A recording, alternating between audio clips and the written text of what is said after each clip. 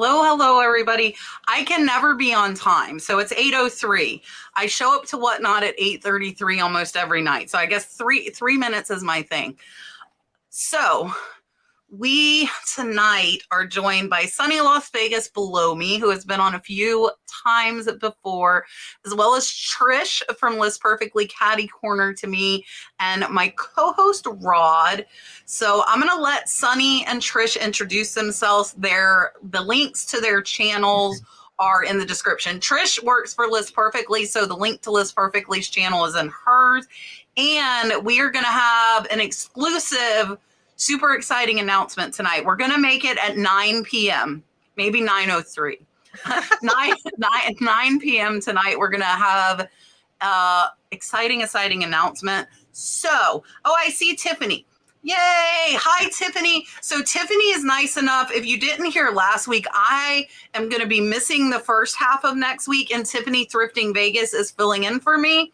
And then the following week, I'm going to be missing the whole show because I'm going to auction school. And Katie Reeds is going to be filling in for me that whole show. So I won't know what to do. I'll try and watch, but I don't know how strict school is yet. I don't start till Saturday. But yeah. So let me make Sonny big, and then we'll make Trish big, and then we'll get your questions. So here is Sonny. Hello, everybody, and welcome in and supporting cats' lives as well as our knowledge. I'm not the best at being in a hot seat, but I do try very, very hard. I'm a simple man, a simple reseller trying to do extraordinary things from the things that I learned on my own, as well as from others out there online and in person that I run into. So if you want to find out more, we all got channels for you to follow along to. Perfect. Here's Trish. Hey, I'm Trish Glenn. Super Sale Trish was my social, well, it still is my social handle, I suppose, for reselling.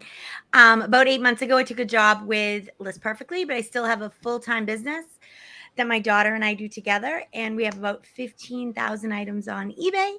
And since then, I've been working for List Perfectly, and it's really fun. It's been great. Perfect. All right. Let's see what we got. Miss Ocalino up first. And we get this question occasionally. She wants to know, what are your thoughts about using eBay tape on Mercari and Poshmark packages? I use whatever tape I have on whatever order I can get, even if it's personal, from a gift to family and friends. Tape is tape.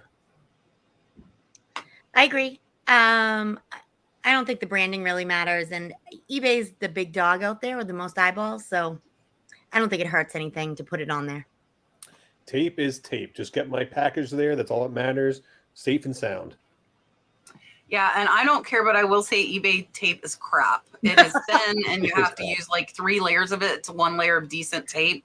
So I quit getting it over a year ago. So I don't use it at all. So I don't have to worry about it. But I do still use eBay poly mailers and eBay boxes to send out Poshmark and Mercari orders. I just got boxes today.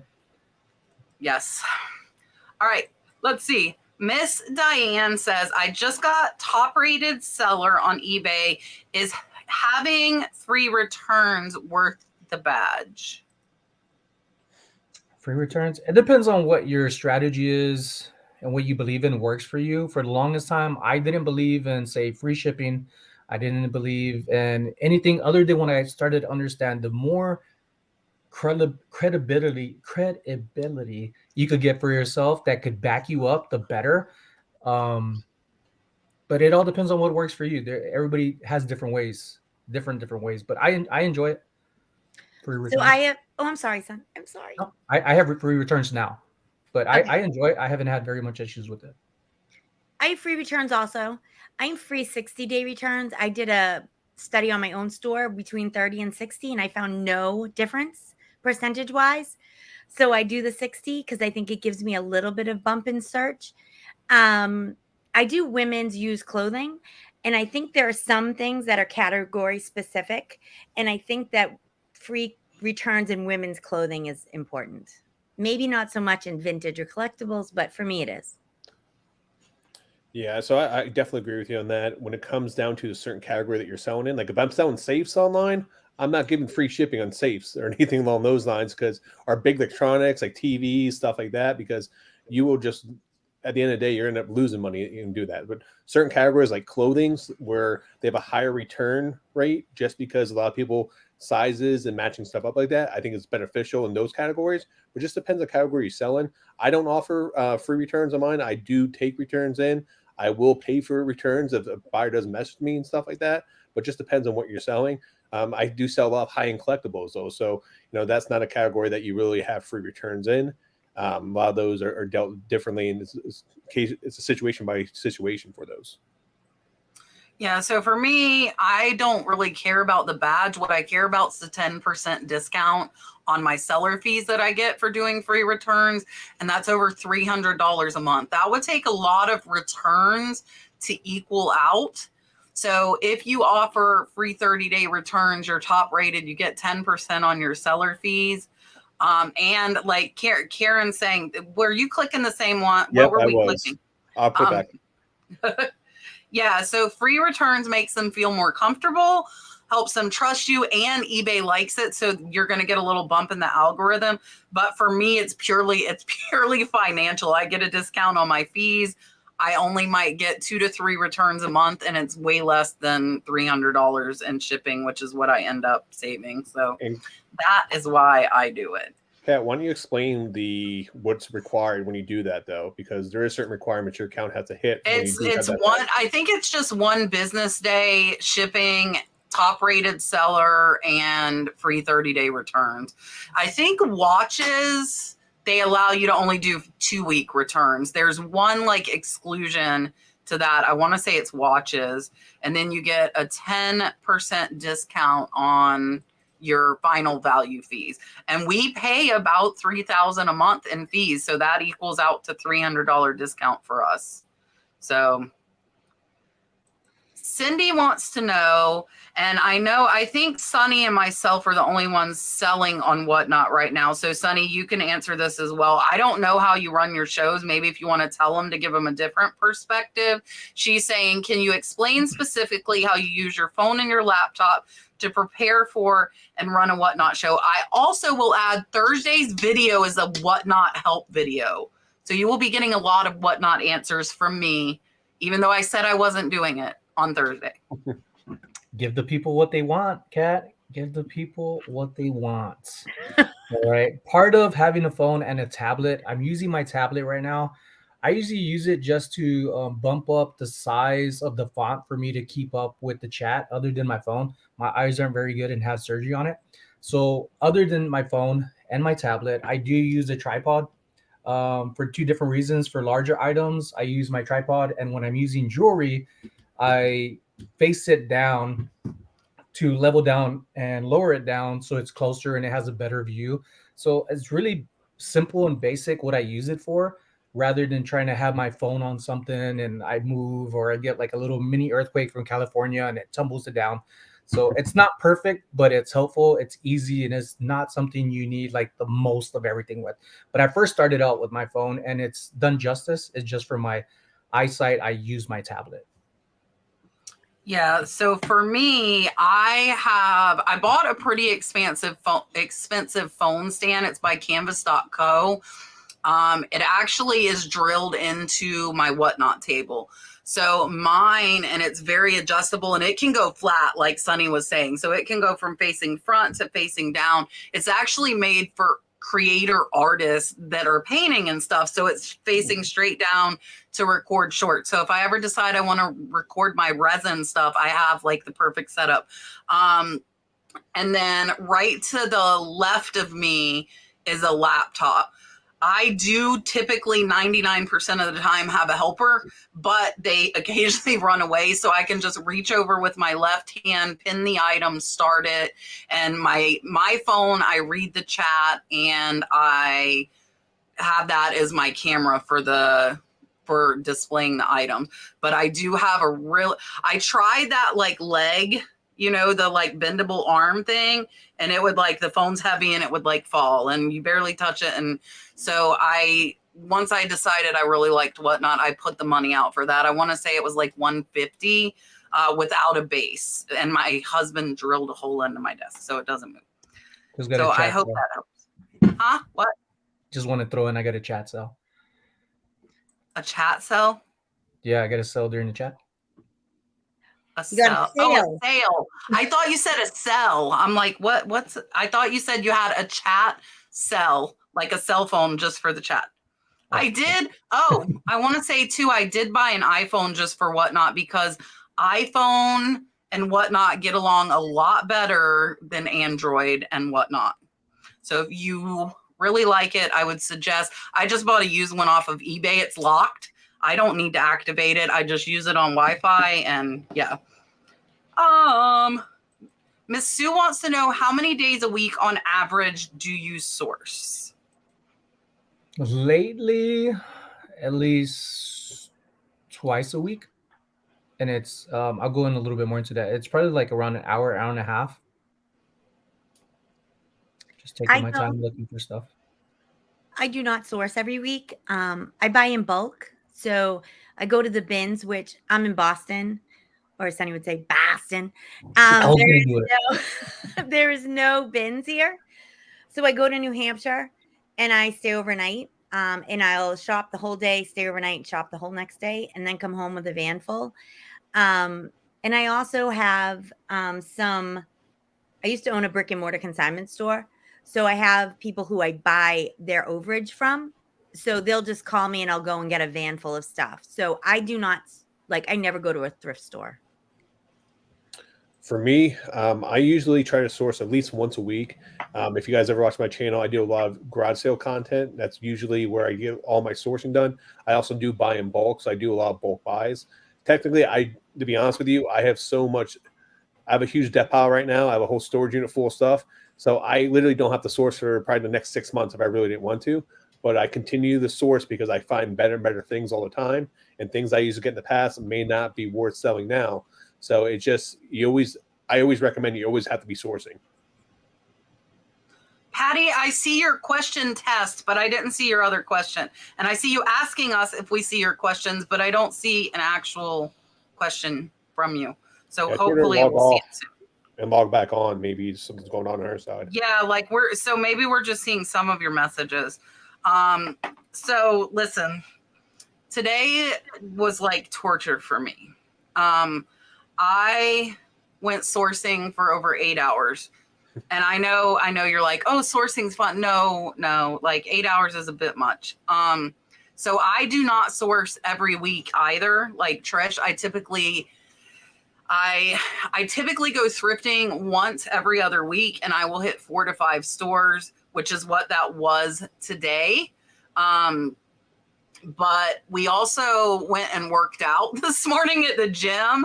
I came home, didn't sit down, and then went to 5 thrift stores for 8 hours. So I felt like I was working out at the thrift store. I did not want to walk anymore. So I was just like, but I needed to get some footage for my catch treasure hunting channel for while I'm in school. So yeah, once every other week typically for me. But when I buy from auctions, and I haven't bought from an auction in almost a month, I'm like Rod. I have a ton of inventory. I don't really have to buy. And I bought 100 pounds of jewelry for my friend, which will last me a while on Whatnot. I still have 50 pounds sitting there. Not 100 pounds? 102 pounds to be specific. Yes, Rachel is right. It is thrifting cardio. It was thrifting cardio. And I was like, why do my gym shoes hurt worse than when I wear my crappy Crocs? That's what I messaged Brad. I'm like, my feet hurt worse wearing my gym shoes than my Crocs. So next time I'll at least switch out of the gym shoes. But my whole car is full. I spent about $500 in 8 hours. So Kat, what is your sourcing burnout then? I mean, everyone has it. When you go sourcing, you have that, literally you have like 3 hour, 4 hour before you hit that wall. What is yours? Mine was kind of after the second store with the working out. Normally it's probably after 3 stores. Listen, I have the furry Crocs, the lined furry comfy Crocs. My husband hates Crocs too. My husband hates them too. And I have like a bunch of pairs. But yeah, so I could get by not sourcing for a while too, but I just I don't know. I was just like over it today. I I think it's all the pressure of like having to do it before Friday. You know, when you have to do it, it's not as fun as when you want to go do something. That's like the big thing. Kelly wants to know, speaking of, what is auction school? So I am going to school to be a state licensed auctioneer. I am not doing it to do anything other than what I am doing. I am doing it preemptively in case Florida changes the law to requiring it for Whatnot and eBay. So I'm just putting the horse before the carriage. I just want to be extra safe. Plus, honestly, it kind of opens some doors where I could, if I wanted, like legally, then I could go auction off a whole estate or a house. Or, I mean, I don't foresee myself having the time to do that, but if I wanted to, I could do it. So I'm just doing it to be safe, but it's 80 hours in 10 days. And then I have to sit for a state board. So it is a lot. That's a lot. It is a lot. Yeah. Let's see. We I answered can just Miss Sue. imagine you, like the auctioneer talk. I can't do it. That's it. That's it. I can't. I was like, I don't really want to talk so fast people don't understand me. Like, I like speaking clearly where people can understand, you know? It would make for amazing content. What? Marsha Red Cardinal is she's a licensed auctioneer. Red Cardinal Treasures are one of our main moderators, and she said they don't teach you that. That takes a long time to do. So maybe. Kathy wants to know, how do you decide what do you call your bread and butter? How do you decide what your bread and butter items are? I didn't know the term of what bread and butter was until even after hearing about it and people telling me what they find and what's their bread and butter. What I ended up finding is what sold for me often for a decent amount of profit, even sometimes if it was just $3, $5, $15. As I progressed in my, I guess, tolerance to invest in things, getting over $2.50 for an item up to $5 took me about probably a whole year. So my bread and butter ended up being t-shirts, and I love t-shirts. And then it went to pants, and then I started getting up to $9 because the pant costs ended up it just keeps rising over here at least. So my bread and butter has changed every year because the demand for things continue to change. So it's never just one thing. So when you look at videos and trying to catch up on people, just always do what everybody, I believe, tells you to do within good conscience. To do your research, learn about sold items, comparing that to what's listed, how much are listed, how much I've sold, and look at the dates too. Make sure you look at the dates. I think for me, my bread and butter items are things that I can buy really cheap, like 50 cents or under at the bins. So for me, my bread and butter are plus size women's clothing. And I'm really not concerned about brand, to be honest with you. It's more style and look, and if it's in really good shape. I think you make your money at the buy, not at the sell. So knowing how much your costs are going to be, knowing your product well enough that you know what you can sell it for and still make money. I'm a volume-based business, so my average selling price is a lot lower than, most people. But for me, it just works because I can get things so cheaply. So for me, I think I just look at it that way. So it's not specific items, but if I had to pick a category, it would be plus size women's clothing. So for me, I think it evolves, and it also depends, with my business, what I'm doing, because I like for bread and butter for me would be items that I can get cheap and sell fast. So a lot of video games for me are things in vintage toys. If I can get those and I come across them a lot now. So I get those and they sell fast. So that's always something that is always quick flip for me, puts money in my pocket. But then also bread and butter items for me is like if I'm yard selling all day long and I'm out for 4 or 5 hours and it's 12, 1 o'clock, none of that stuff's going to be available. That stuff's gone by, 7, 8 o'clock in the morning. So at that point in time, my bread and butter is going to switch to like media items, book lots, DVDs, stuff that people pass up throughout the day because they're quick trying to get those things going. So it just varies based on your business and how you run it. But I mean, it just depends on where I'm sourcing to. So. Yeah. So for me, I consider bread and butter like $15 and less profit, so $20 ish or less items.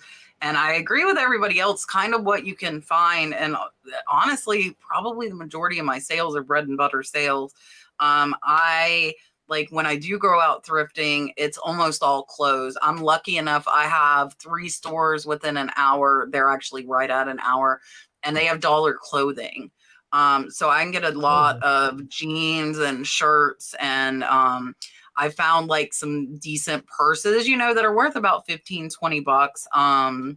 So I would say clothing is my bread and butter, and it's not something I'm going to stay away from. It's actually something I think might be worth learning more with the economy, because people still need clothes.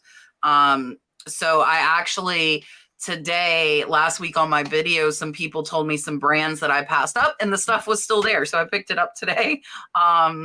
And I'm trying to learn and ask my viewers to teach me. I wish I had time to watch a bunch of videos to learn the clothing brands, but I don't. So everybody's comments kind of help me. So I like the exchange of, you know, kind of information, what I know versus what everybody else knows, and it helps. When listing, where do you find the field that you can put the location or cost? So Sonny, can you explain to her where to find the SKU? The SKU is what you're wanting to find. In eBay, it's going to be in the specific items or item specifics. And then I On the believe phone. on your phone? On the phone, that's where it's at. But on the computer, it's right under subtitles. Sorry, Sonny. No, you said it. Cat's better at this. Again, I'm a simple man. You have to turn it on yeah, you have to turn it on the computer though. And then once you turn it on, it's always there. Oh, I knew this would come. I knew it would come, and I don't know if Trish can answer it, or Doug, or if Clara or Amanda are in the chat. When are you bringing LP to Canada? I ask all the time, and Pat tells me you're working on it, but tell me again. Trish, They're working on it. We get this question every single week. They're dying for it. Okay. You know what's funny is it was brought up today in a meeting that they are actually working on it. Today in a meeting, it was brought up. I do not know. I am not in these kind of meetings, so I don't know really much techie stuff. But I do know that it's high on their priority list, and I do know that they are trying. But that is all I know, and it was brought up today. Oh, she told you again. Sorry, guys. Okay, Trish, they're hitting you. They're hitting you with LP questions. Here's another one. Do you know if List Perfectly is going to add Ruby Lane? Have you heard any talk of that? Okay, so here's the thing. Put in a feature request. I know that you probably How do they do that? Okay, so if you go to right on the main screen where the when you sign in, there are those boxes, the quick start guide, there's all these little boxes. One of them is put in a feature request. Hit that and put in a feature request, because if enough people put in Ruby Lane into that, they will build it. They are very responsive to what you guys want. So if you guys put it in, if enough of you put it in, it will definitely come. But they won't. I will mention it and I'll put in a feature request. But my that is my honest to God, they read those and care about them. So put one in. So your answer, Kathy, is she needs to go put it in there about 100 times, and then she'd be good to go. Well, Kathy, make other people do it too. Don't do it all by yourself. Just create different accounts. Okay. Sapphire said, I have to post this. She said cat and rod. I highlighted it. Sapphire wants to say hi to Trish because she met Trish at the List Perfectly meetup in Pittsburgh. Hey, she was so sweet. So we had a great time. We've been going around the country doing these little like LP tour stops. We had one in Pittsburgh, and it was great. The first one we did was in Florida. Kat was there. It was awesome. There was a chocolate fountain. Rod was ridiculous with the fountain. Again, she forgot me again. No, I didn't. I was just going to tell them how bad you were with the chocolate fountain. Oh, not me. Okay. It wasn't just him. There was lots of bad things happening to a poor chocolate fountain. I haven't had a chocolate fountain since at one of these things. I've been to Colorado, Texas, Florida, Pittsburgh, Ohio, California, San Jose, and I've not had a chocolate fountain since because they accosted this poor thing. So it was fun. Dramatic. I did not accost it. I just want to say that. All right. Well, I plead the fifth. Yeah, see. See? I did not accost her. I have photo evidence. I just would like to I say. do too. I do too. Just saying. Miss Linda wants to know, do you pass along your eBay shipping discount? Goodbye, Rod. See, you made him mad, Trish. He just left. You pass along your eBay shipping. Now we're all out of whack. Hold on. I gotta wait. Okay. Nope. Oh yeah, I guess do that's you right. Yeah, I think. I don't know. It is. You're right. Do you pass along your eBay shipping discount to your customers? I personally don't, but with the increased USPS prices, do you think it would help? I don't. I just list shipping costs at what it costs me to ship it. I don't try to get anything out of it. Sometimes it's close enough to where I'm actually paying a few cents out of the profits for it. But then again, I'm just trying to make it as fair and as ideal as possible for customers to sell items. I'm trying to make money off the items, not shipping. I have free shipping. I have free shipping, and I've had free shipping for a long time. And then about a year ago, I put every single thing I to paid shipping all in one day. Don't do that. That's a bad idea. Don't anyone do that. It screws up the algorithm badly. They don't like any big change. They do not like any big change. And I've been doing this for 7 years. I knew it. I still screwed it up. But if you, I have some paid shipping and some free shipping. And even my paid shipping is less than it costs me. So I build into my price point to be able to pay the little extra on shipping. I think you just need to stay competitive. I think this is a hard question. I think it depends on the niche and what you sell and what your overhead is. And you just need to stay competitive so that somebody will pick your item over another item. So I don't pass my savings on to the customers. And part of the reason for that is, I take time out of my day to package up those items. I buy boxes. I'm paying for gas. So that, and it might be only an extra 75 cents or $1 or something along those lines. It's not a big savings, with that. So, I factor that into my business. And then with the, so for people that don't know, the Postal Service did announce that they're going to be doing a big price increase. It's actually I think it's the max amount they could possibly do coming this summer. It's either June, I think it's July, if I'm not mistaken. So in regards to that, and your question about the price increase here, if you use calculated shipping, that's automatically going to be factored in. So that shouldn't affect your business at all. Everything should just run smoothly. It's just going to be passed on to the customer, unfortunately. But it's going to be across the board. So what you're going to start seeing is people that do run free shipping, they may see a slight increase of 5 or 10% to what their all the price points to their items. It just depends on how your business model is. But make sure you guys do factor that into your, that's going to be right around the corner. So. Yeah, so I also do not pass the discount along because that margin, you've got 10 to 12% in fees on the cost of it. And so that's quite a bit of the discount. And then also the cost of boxes, bubble wrap, stuff like that. So I don't, but I typically will price right at or a little bit lower. So if people sorted price plus shipping lowest first, I should still come up pretty close to the top. So I kind of compensate as far as that.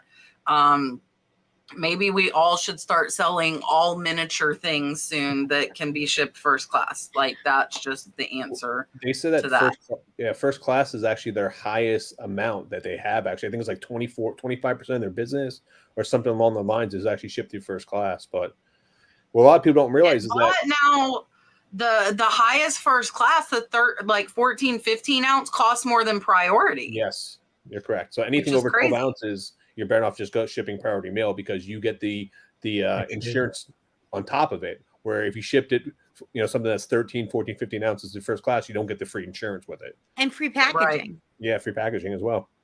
Yeah. So I have to put this up here because my very good friend Dagny is in the house, Flying Pig Thrifts. And she has a question for me. She says, between thrifting, videos, art, and auctioning, when do I plan on sleeping? That's a good question. Kat hasn't slept in 3 years. So I probably will not be doing much art during my auction school. So that means I have 3 days this week to do some. My resin just came in today and I haven't touched it because I was out thrifting for 8 hours. So I did. Brad laughed at me. I'm like, I just want to be a resiner.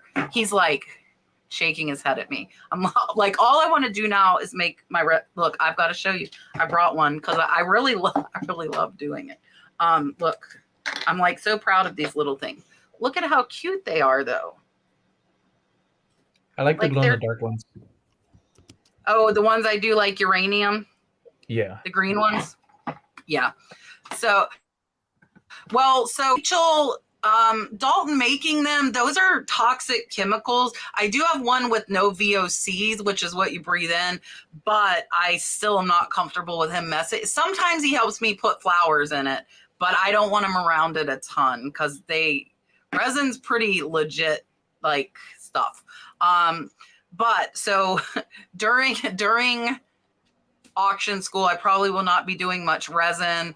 I have already almost got all my videos done for while I'm in auction school, and I'm still going to be running Whatnot. So I'm going to do 13 hours of auction school, and then I'm going to take a 20-minute break, and then I will be on Whatnot for 2.5 hours, and then I will go to bed, and then I will get up and do it all over again.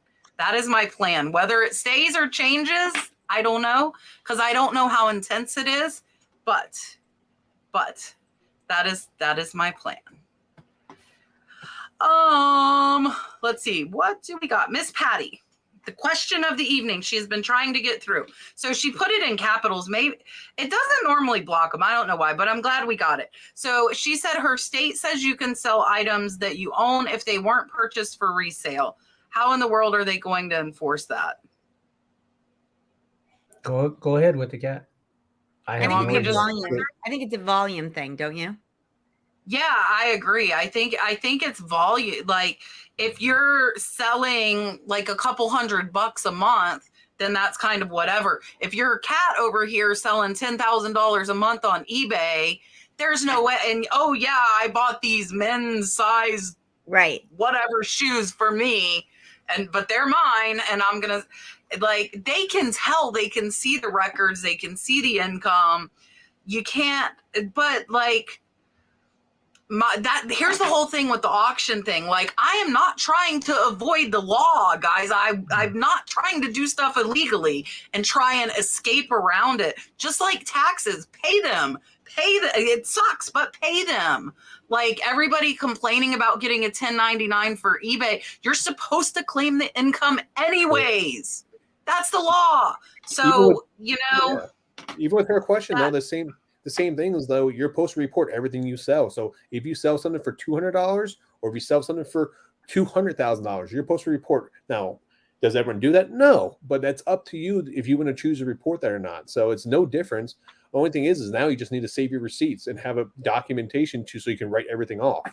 That's the biggest thing. Which you should be saving anyways. Yeah, correct. Listen, I am not burning the candle at both ends. Come Saturday, I might be.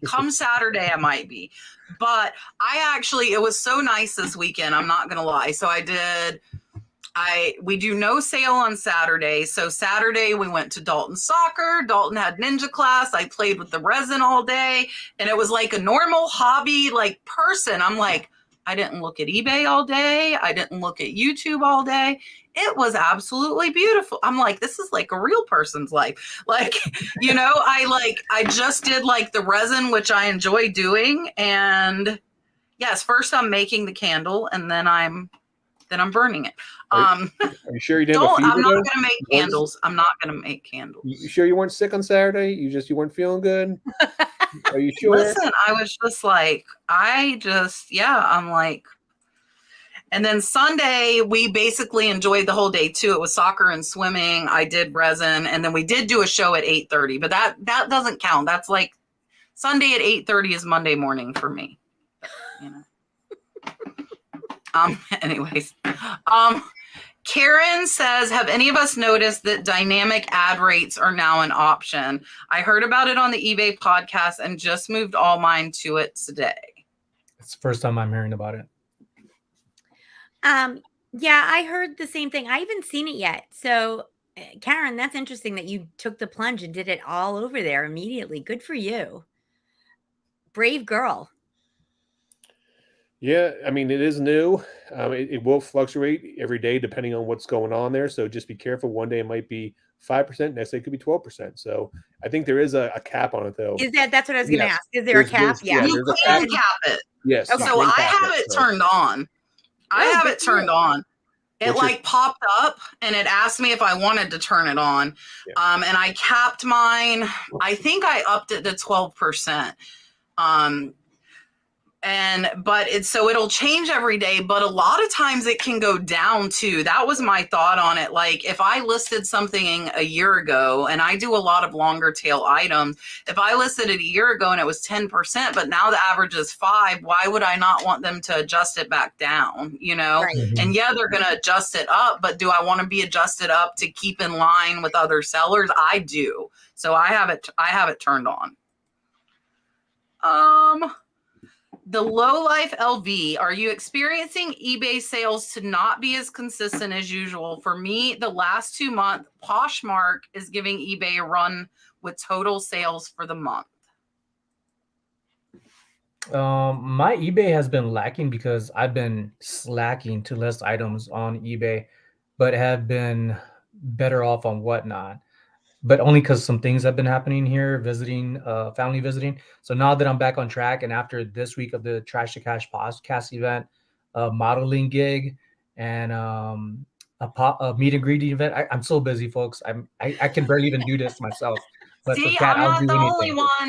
one. But after this week, I do plan on listing $500 to $1,000 worth of items on eBay. That may be anywhere from like 15 to 20 items, maybe even 30, depending how or what I have to list. But smaller stuff I'm going on Whatnot. But I'm just trying to do my best to get things balanced, and eBay will get back up. But I have also had, I think yesterday, my recent video, I posted in the beginning my Whatnot sales and how much the net was of 270. And I had that stuff say within 3 to 4 days listed on Whatnot, got it sold within an hour, $270 net. And then the 2 items that sold on eBay that took about a month or two had me make a little bit more than half of that, but just took a little longer. So less work, and I enjoy both. It's money on different platforms. I just want everyone to know that was my boyfriend Angel who just asked that question. Don't tell his wife. She's in the chat too. Just don't tell her. Don't tell her. Don't tell her. It's a secret. I think that the last 2 months on eBay have been strange also, Angel. I think that eBay all around tax time for the last 7 years that I've been doing this full time, tax time always is a little wonky on eBay. It's just my historic look back. I think it is, but I think the economy is a little wonky right now. And I think people are a little nervous. And I think that eBay's been a little weird, but I think consistency is key with eBay. I think if you consistently keep feeding the beast, you'll continue to get stuff out. And I've seen my numbers start to go back up. So hopefully now that the tax day is over, we'll start to see some increase. So I always find this to be a very subjective question. The reason for that is it all really comes down to what you sell. Because if you're selling baseball items right now, it's going to be super hot because baseball just started. If you're selling holiday, Christmas, or Halloween items, even though they sell all year round, you're going to see a slight dip this time of year. Or if you sell winter jackets or stuff like that, you're getting to the spring. So it just depends on what you're selling. If you're an everything store, yes, it's hard for me to say right now because last month I got married and I just got back from my honeymoon. So the last 2 months, my store has been all kind of messed up. But right before that, I was listing about at least $500 worth of product per day, and my sales were on the up and up. So it's consistency, just like she said. I think the biggest factor is list what you need to make per day on eBay is the biggest thing, and just keep pushing forward because it will hit. And having all that stuff up there, like I listed consistently real heavy before I left because I knew I was going to be gone for 3 weeks. And I will tell you, even though I wasn't listing anything those 2 weeks I went to Europe or the week of my wedding, I still was making about 60% what I normally do without listing anything because you put all the work in time. So what she said is key. Keep listing, be consistent. Yeah, so they have not been consistent for me, but I also haven't been sourcing like higher dollar items. We've been working through the death pile, which is more bread and butter items. Also, we transitioned from me doing eBay, having listers, to I don't really list on eBay anymore. My assistant does, and I make the listings live, and I'm concentrating on Whatnot. But I will tell you today, I was a lot pickier, and I think I need to practice what I preach. So I tell everybody to look at the sell through, but I go and I buy whatever I like. And I don't pay attention to the sell through as much as I should. So today it was hard. I was like it was very hard to leave some stuff there that had a bad sell-through rate. And if you don't know what that means look at how many are sold compared to how many are listed. So for me, kind of a rule for that is I would like to see 50%. With me doing more long tail, I'm okay with 50%. I actually picked up a couple of things with more than 100% sell-through, and I'm like, yay, cat, because I was actually checking it. And I don't do that regularly enough. And I think as like the economy is changing, I think checking sell-through is important when you're outsourcing. Even if you're experienced, some things might not be selling as good as they were. Some brands might not be selling as good as they were. And it's easy with a dollar close to pick up everything. But if it's going to sit there for a year, I'm kind of starting to, kind of reevaluate that for me. So as far as like this month compared to last month, I am up 10%, but I have $200,000 in inventory listed, and I sold $39 yesterday, guys, $39.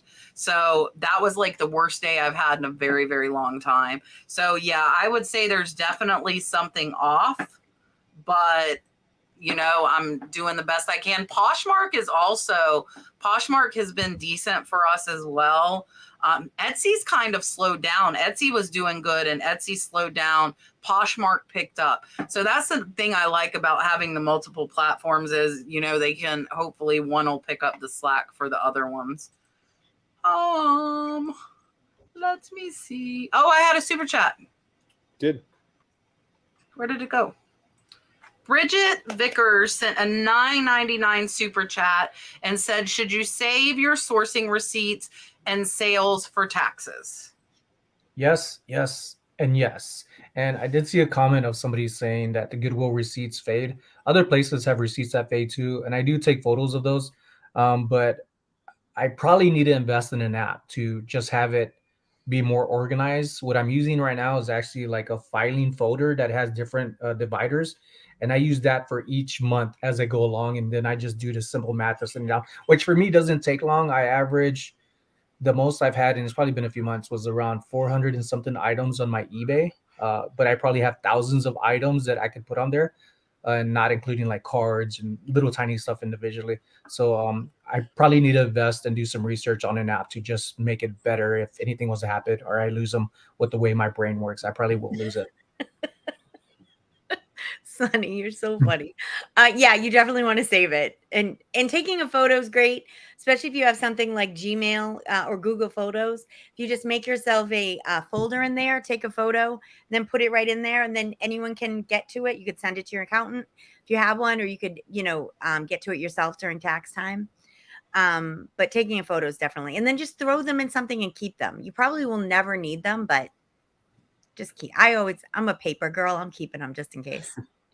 So I'll explain to you guys what I do, and this works best for me. All my transactions I have an Amex corporate card because I am incorporated.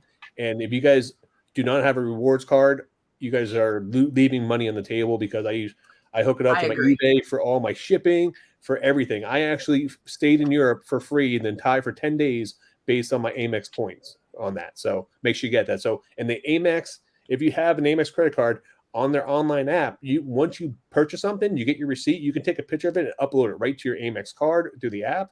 And then you can and I use QuickBooks. QuickBooks imports all my credit card transactions right over to it. So I have everything already saved in there, and it makes life so much easier. Now, I do a lot of garage selling.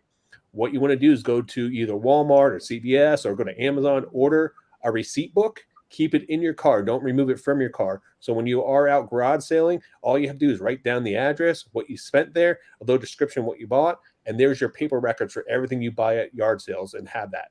So now, granted, I'm not an accountant, so make sure you talk to your accountant and your CPA. What is the best thing for you? But that works best for me, and that's what I've been doing for years. Yeah, I would say keep them. Oh, I might get an app too, or maybe do the Google Photos thing. I also have a business credit card, and we earn like I do cash back, and I have a Chase business, and it is pay yourself back. So like our cell phones, we get like extra points if I apply it to that. So we get like $250 to $300 free. It pays my cell phone bill every month in points for the business. So I would definitely look into it. And then you've got everything in one spot. Like it tracks your spending, you know, you can see different categories. So I wish I had done it earlier. I didn't get mine till like mid-year last year. I was doing everything out of like just a business checking, but I'm glad I did it. So here, first super chat of the night, here is your dog.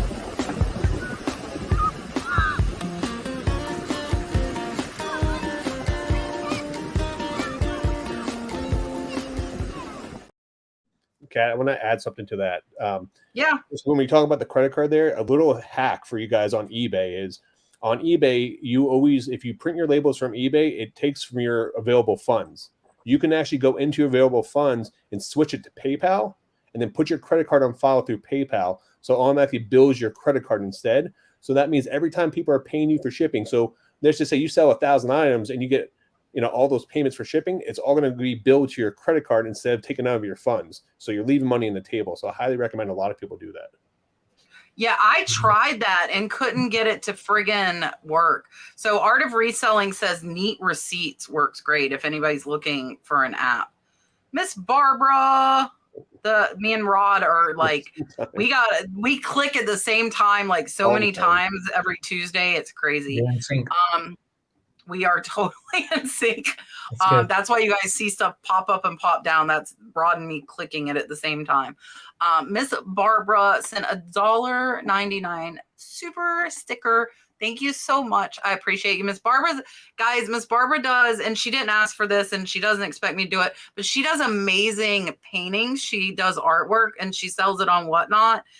She did me a really cool turtle painting that I asked my lovely husband to make a frame for forever ago. I'm going to get on him about that. So it's sitting on his desk, but she does, it's really cool. She does it on like books where you could still read the book, but she paints the cover of the book. It's pretty cool. So check her out on Whatnot. She did not ask me to do that.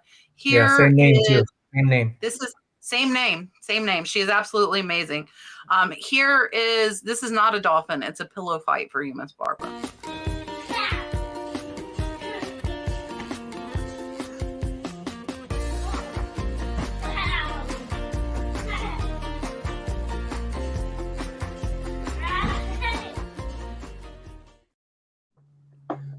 That was cute. That is Brooke, that you guys hear behind the scenes on Whatnot all the time, but don't see her. That is my daughter, Brooke, and Dalton having pillow fight.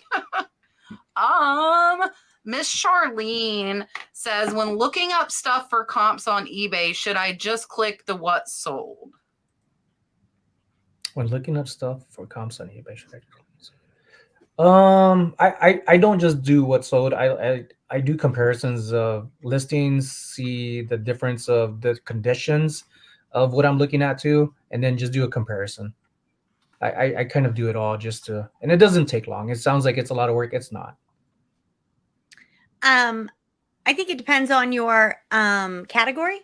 If you're just doing like clothing, I think the what sold, you know, how much it sold for comparatively to what's on right now is fine.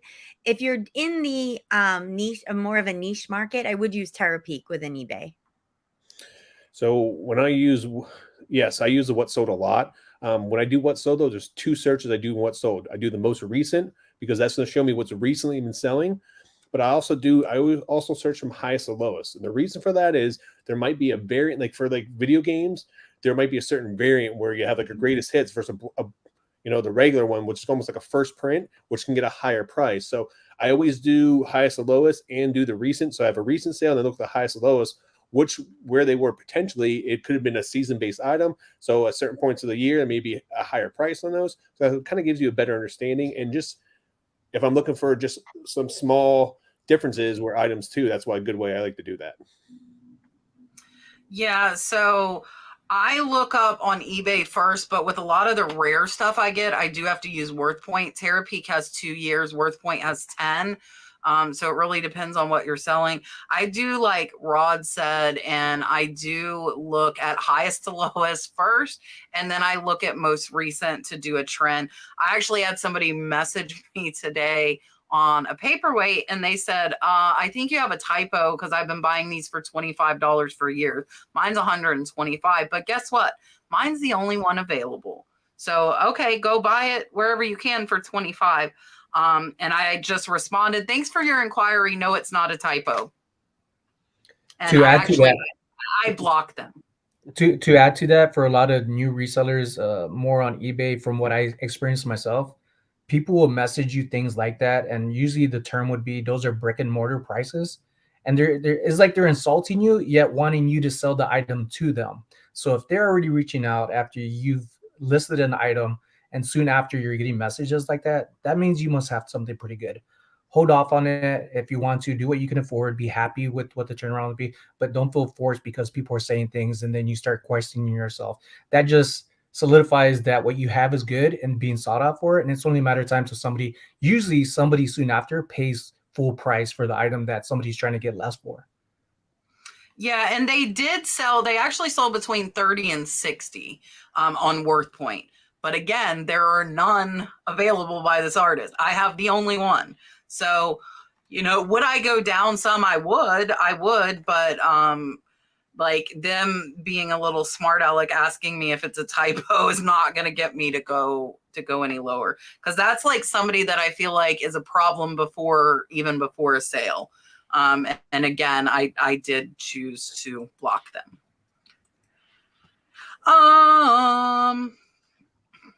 Miss Barbara sent a super chat, so you have to do a hair flip. You send a super chat? to my channel or yours? If it's your channel, you got. I'll give you the $1.30 that I get if you would like it. I'm waiting for that Cash App to go through before I make any promises. All right. Flip the hair, buddy. Flip the hair. Rude, Sonny, rude. There we go. Rod, the team, all right. Give me whiplash. I got to do a hair flip. Oh, I got a mohawk, man. Like, yeah. Let me turn it over. Let me get it. Hold on, he's got to fix it. Fabio, now send another super chat for the medical bill with the kink in my neck. Oh, man. We're like, I know. Patty wants to know if I've done any toilet seats yet. I haven't, but I do mainly flowers, and I would feel funny sitting on flowers. But if somebody wants me to make them a flower toilet seat, I'll get a mold. I mean, I'm not opposed to making a toilet seat.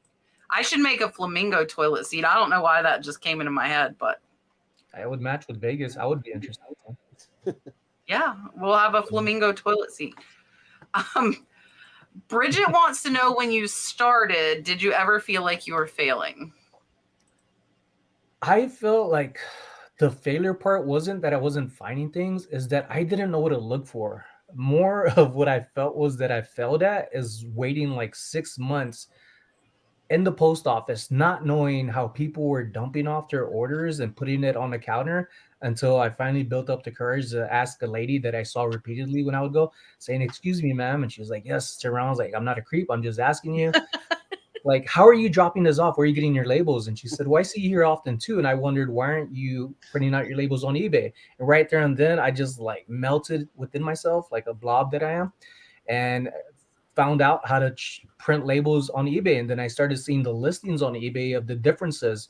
And then I started realizing that if I got these other things more or less, I would use the address or try to remember if it's going out to New York, these pants would be better at priority mail, or if they're first class, the weight, learning a little bit of stuff. And mind you, at this time when I was learning about reselling, I was also working for the post office. So just because I was working there doesn't mean I was learning about shipping. I was just learning how to sort where goes what to get to the point A to point B. So a lot of little things I learned. That was my failure, was not knowing these little things that saved me time. For me, Bridget, it was absolutely yes. It took me a long time to get halfway decent at this, but the best thing that I did was join a local meetup. I think if you can find one in your area, and eBay, you can go to ebay.com/events. And in there, they have a list of meetups that they sponsor around the country. You could also look at meetup.com and see who's around, and also join some good Facebook groups. I think that you need people to be like Sonny. You need somewhere to be able to go in and say, how the hell do you do X or Y or Z? Because it's so hard at the beginning. The learning curve for eBay is enormous. If you start on eBay, the learning curve for eBay is enormous. I would always suggest you start and learn on eBay, because then any of the other platforms are easy comparatively to eBay. eBay's the beast. But it took me about a year to feel confident in, like, I kind of knew what the hell I was doing. But yeah, I mean, it was hard at the very beginning, but I definitely think it's worth it. So good luck. So I will tell you, everybody in this chat, everybody on here, if they tell you they haven't felt like they've been failing at one point in time, they're lying to you. Okay, failing is how we learn. I failed tremendously over the last 20 years doing this, and it has cost me tens of dollars. It's cost me thousands of dollars on the way, but it's made me a better reseller along the way. So it's okay to fail. First and foremost, it's okay, because that's how you're going to learn. That's how you're going to get better along the way. I learn more from what not to buy sometimes than what I should buy. Like as Trish said earlier, you make your money on the buy, not on the sell. So yes, we all start feeling like that. And you know, one thing we do in here a lot, I always like to tell people, post in the chat what city and what state you're in so other people can connect. We do this every single week. It's a good way for you to connect with other resellers. If you message me on Facebook or on Instagram, I'm picking and punching. I will answer any single question you have. So if you ever feel like you're failing, please reach out to me. I'm here to help. And a lot of other people are here to help, but don't be afraid to reach out. We are here to help. We all go through it though. So you're not alone. Yeah, and I want to say, not just when I started, I still even recently, with sales being down, feel like I'm failing. That's why I just said I am trying to like be more disciplined, because I'm like, I'm telling people to only pick up good sell-through rates, but I'm picking up other stuff and people are watching that. So I think we all go through feeling like you're failing. It's like ebbs and flows, but you grow from your failures. You learn, you grow, keep pushing through. Yeah. If you're not failing, sometimes you're not doing it right. We're not meant to do it all right all the time. Nobody, if they say they are, they're lying. They're not working hard enough. You know, you got to push past failure. Yes, exactly right there, to achieve success. And then you're going to grow, and then you're going to hit that failure point again. And then you push past it and you just keep doing better and better. So I would say, yeah, I still feel like that years in. I started eBay in 1999. And it changes, you know, and it can take a toll on you. I didn't if I had seen that $39 yesterday, I probably would have been pretty unhappy. I didn't see it till somebody asked that question and I went to look at my sales. So I didn't even know I had that bad of a sales day yesterday. But it happens. Brad he's like, just stop. It comes back up. Because I'm like Chicken Little, the sky is falling every time sales are down, and then they come back up and it's okay. But you might have to change what you're doing to get them to come back up. You know, you can't just keep doing the same thing. If it's not working, you got to figure it out. So I'm going to put this comment up here, and I'm going to make Trish big. Look, Doug would like Trish to do it. Yeah. It's 9 o'clock. It's time for 9 o'clock. I will talk. Okay, It's 9 o'clock. but now 9 that it's o'clock. you, You gotta be big. Florida. I see how Okay, this let is. me It's 6 o'clock in Las Vegas. Doug needs to go away, but let me just say, her comment. I'm going to make you big. Hold on. I'm going to hide his comment. I don't care if you hair flip or not. I'm going to make you big, and you can make the big announcement. So this is being announced first here ever. And I'm going to make Trish big. I'm going to give Trish the stage for a couple minutes. I just wanted to say that comment is a perfect segue into what I'm about to say.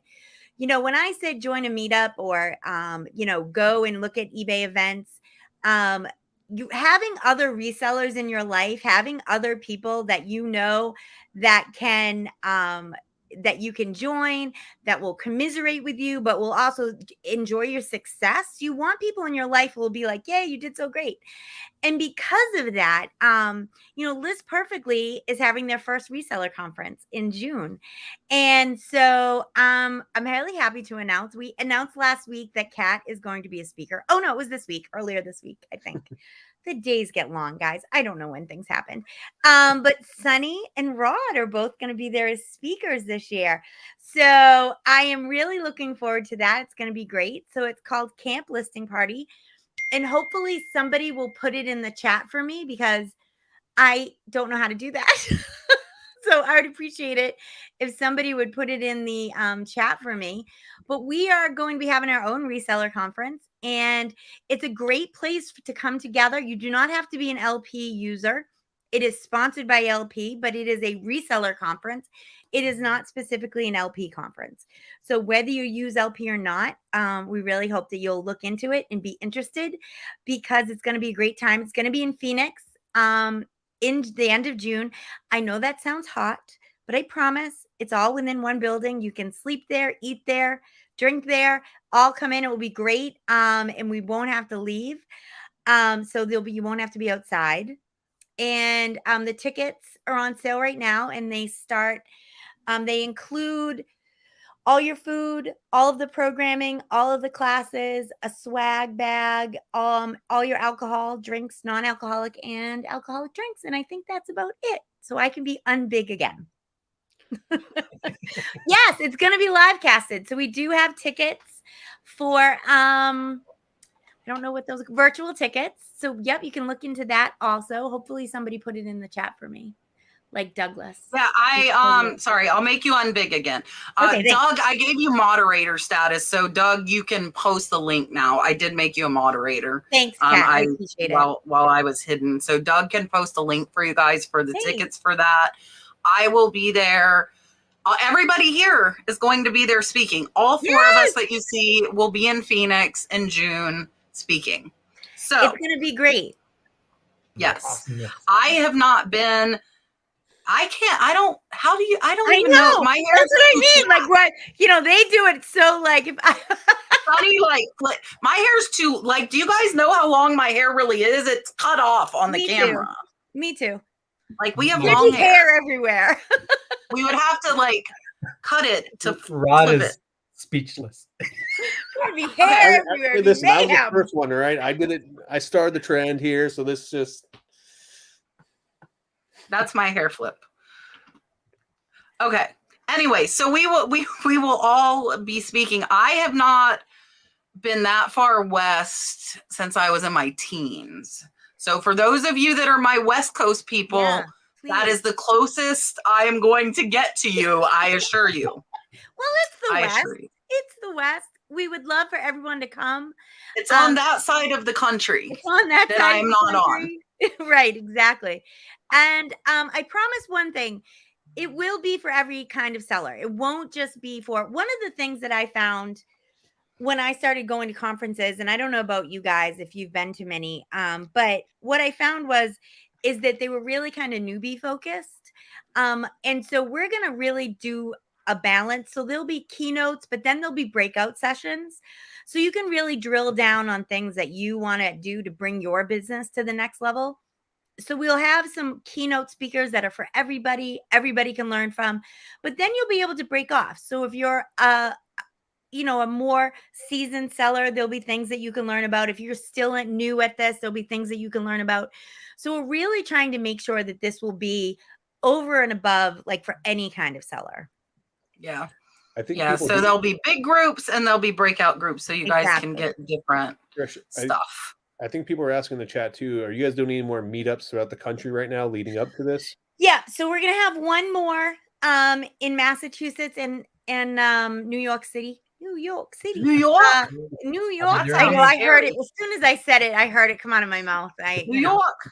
Sometimes my accent, guys, like I try really hard, and sometimes the accent just like falls out. I sound country when I go outside. If you've ever heard me talk outside. Well, give me Bia and you'll know how I talk, really. So when we're going to Boston and New York in May, the end of May, and then we probably won't have anything until the other side of camp, because Perfect. as much You'll as I be love getting you ready all, for camp. I can't do all of it. I can't do both of those. So I gotta do camp. So we won't do another one probably till July or August. Okay, so those will be announced after the camp then, just so people in the chat know. There you guys go. So we will announce New York and Massachusetts probably in another week or so. I'm Okay. just tying down the locale. Now she just announced it here. Well, I did, but you know what I mean, the dates and everything. I don't want anyone. The hotel, yes. So it's at the Airport Hilton in Phoenix, and then we have a room block. So there is a discount for the room. It's $109. I have stayed. I just want everyone to know we didn't do this willy-nilly. I flew to Phoenix and stayed in a whole bunch of hotels around and found one that I really liked that was kind of all-inclusive. Anybody that went to FlipCon, I don't know if anyone here went to FlipCon, but AKA we all know Kat did not. We Kat had COVID. I know. Kat was supposed to speak at FlipCon, but Kat got COVID. What I liked about FlipCon, it was all in the same building. So you could go to the bar at night, you could go up to your room, then you could come down, go to the conference in the morning. You'd see people in the elevator. So it's that kind of setup. So it's a conference hotel. So everything's all within the one hotel. Perfect. Anne wants to know, did we all have Rolo printers to print labels when we started? No, I use my home printer, and I wish I wouldn't. I wish I would. No, not anymore. My first year. Okay. Actually, my first 3 years. And again, there's a lot of information that's out there that's really small that I didn't hear about, like printing my own shipping labels on eBay. So when it came to the thermal printer, I just kept hearing more and more about it. And I kept trying to think to myself, if I invest in that, that's less money out of my pocket, which I shouldn't have thought that way. I should have thought of it being an investment to have a smaller area, save more time off of trying to buy paper, which does weigh a bit. And then you have all the other parts to a printer. And if it gets jammed, if it gets stuck, thermal printer, I've had a full memo. I do not have a Rolo, and I've had it for a little over 2.5 years. And I probably only had now 4 instances where it's been my fault, where I kind of push it back because I pull the labels, rip it. So I keep pulling it away, or it turns and it gets jammed. And it's so easy to just use a cotton swab and some rubbing alcohol, give it about 2 or 3 minutes or so to dry off. And then it goes back to normal. I've never had any issues with it on its own, other than me just moving it and making the paper be a little off and offsetting. But I highly recommend one, and maybe Kat up here has an affiliate link for you to order one in the description. So I didn't have one for years, and I thought, how much faster can it be? It wasn't the money for me. I thought I should have thought about the money. I just didn't. But the time saver, how amazingly fast it is. They just zip out. You just go bam, bam, bam, bam, bam. It is amazing how much time it saves. And if you can afford it, absolutely invest in one. If you think you're going to be a reseller, invest in that. And I don't say invest in much, because I think really with background removers and iPhones, or, an Android, any kind of phone, you really don't need, when I started, you needed a light box. Everybody had white backgrounds. And now it's really not, there's a much zero entry game, I think, but a roller printer or a thermal printer will change your life. Remember how we all talked about failing earlier? I didn't use a thermal printer for years. I'm talking about over a decade.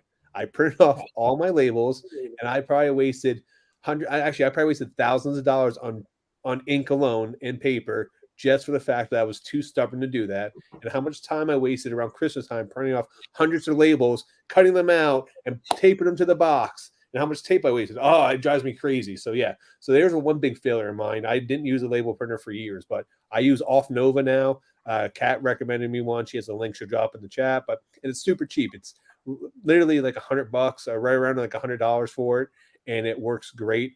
The only thing is, if you do have a Mac, you can't use a wireless, but it doesn't matter. I just keep it on my desk. So at the end of the day, you really don't need a wireless one anyway, unless you're traveling and shipping out, and those are going to be few and far between. Yeah, so I still don't have a Rolo printer because I don't use a Rolo, but as far I had to say that. I'm not anti-Rolo, I'm not anti any brand. I say this every time. If you can find one on Facebook Marketplace or Craigslist for cheap, that's how I ended up with Dymo. I got a Dymo for $80 off of Facebook Marketplace. I liked it. And then I saw the cute little thank you stickers and do not bin stickers. And that's when I bought the Off Nova. And I thought it's a good idea, as many as we pack, because we sell 500 items a week on Whatnot. Plus our eBay sales are about 75 to 100 a week. To have a backup. So I actually bought the Off Nova, which is what I recommended to Rod. It's under $100 and I use it as just a sticker label maker now, so I don't have to change the rolls. So I just make my little thank you, fragile, all of those stickers on the Off Nova, and it was under $100. But if you can, and I've had no issues with it, and I printed thousands of stickers. I haven't printed labels, but I didn't have one in the beginning, and we were taping it, and we would tape all four sides, and I agree with Trish. It takes so much time to tape those labels on. If you can invest in it, I would think about investing in it for sure. And it doesn't have to be the expensive one. Like the cheap, I saw a couple people post in the chat too, the cheap off brands on Amazon work pretty decent. You don't need to spend a ton of money. Karen wants to know, if you garage sale or estate sales, which apps or sites do you use to plan out your route, to figure out where you're going? I'll tell you right now, I only use one, and my wife was on my phone the other day. I have no code on it, which is how much I trust her and myself, just to put that out there. Going on 12 years married, May 2nd, coming up. I'll be in New York, folks. But I use it only shows yard sale app, but I believe it's a yard sale treasure map app. I think the full wording of it is. And I pay for it. There's an option of like free and you only get certain days. But here in Vegas, sometimes there's Tuesday, Wednesdays, and Thursdays events. But just because there's estate sales, yard sales, garage sales, doesn't mean they are all on that app. Right. And I don't do this. So Rod can go. So I might be the best resource here for these, because that's pretty much what I focus a lot of my business on these. So there's two apps I use. One is the yard sale app, and the other one is the garage sale app. They're two separate apps, and I actually cross-reference on both apps because some show up on one and not the other. Some of them even, I forget which one it is, but it may charge you like a $3 fee or $5 fee. It's well worth paying that because you can break it down per day. And you can also search for like community yard sales, search for items you're looking for. It's a good way to start planning on what area I want to attack first. I always look the night before.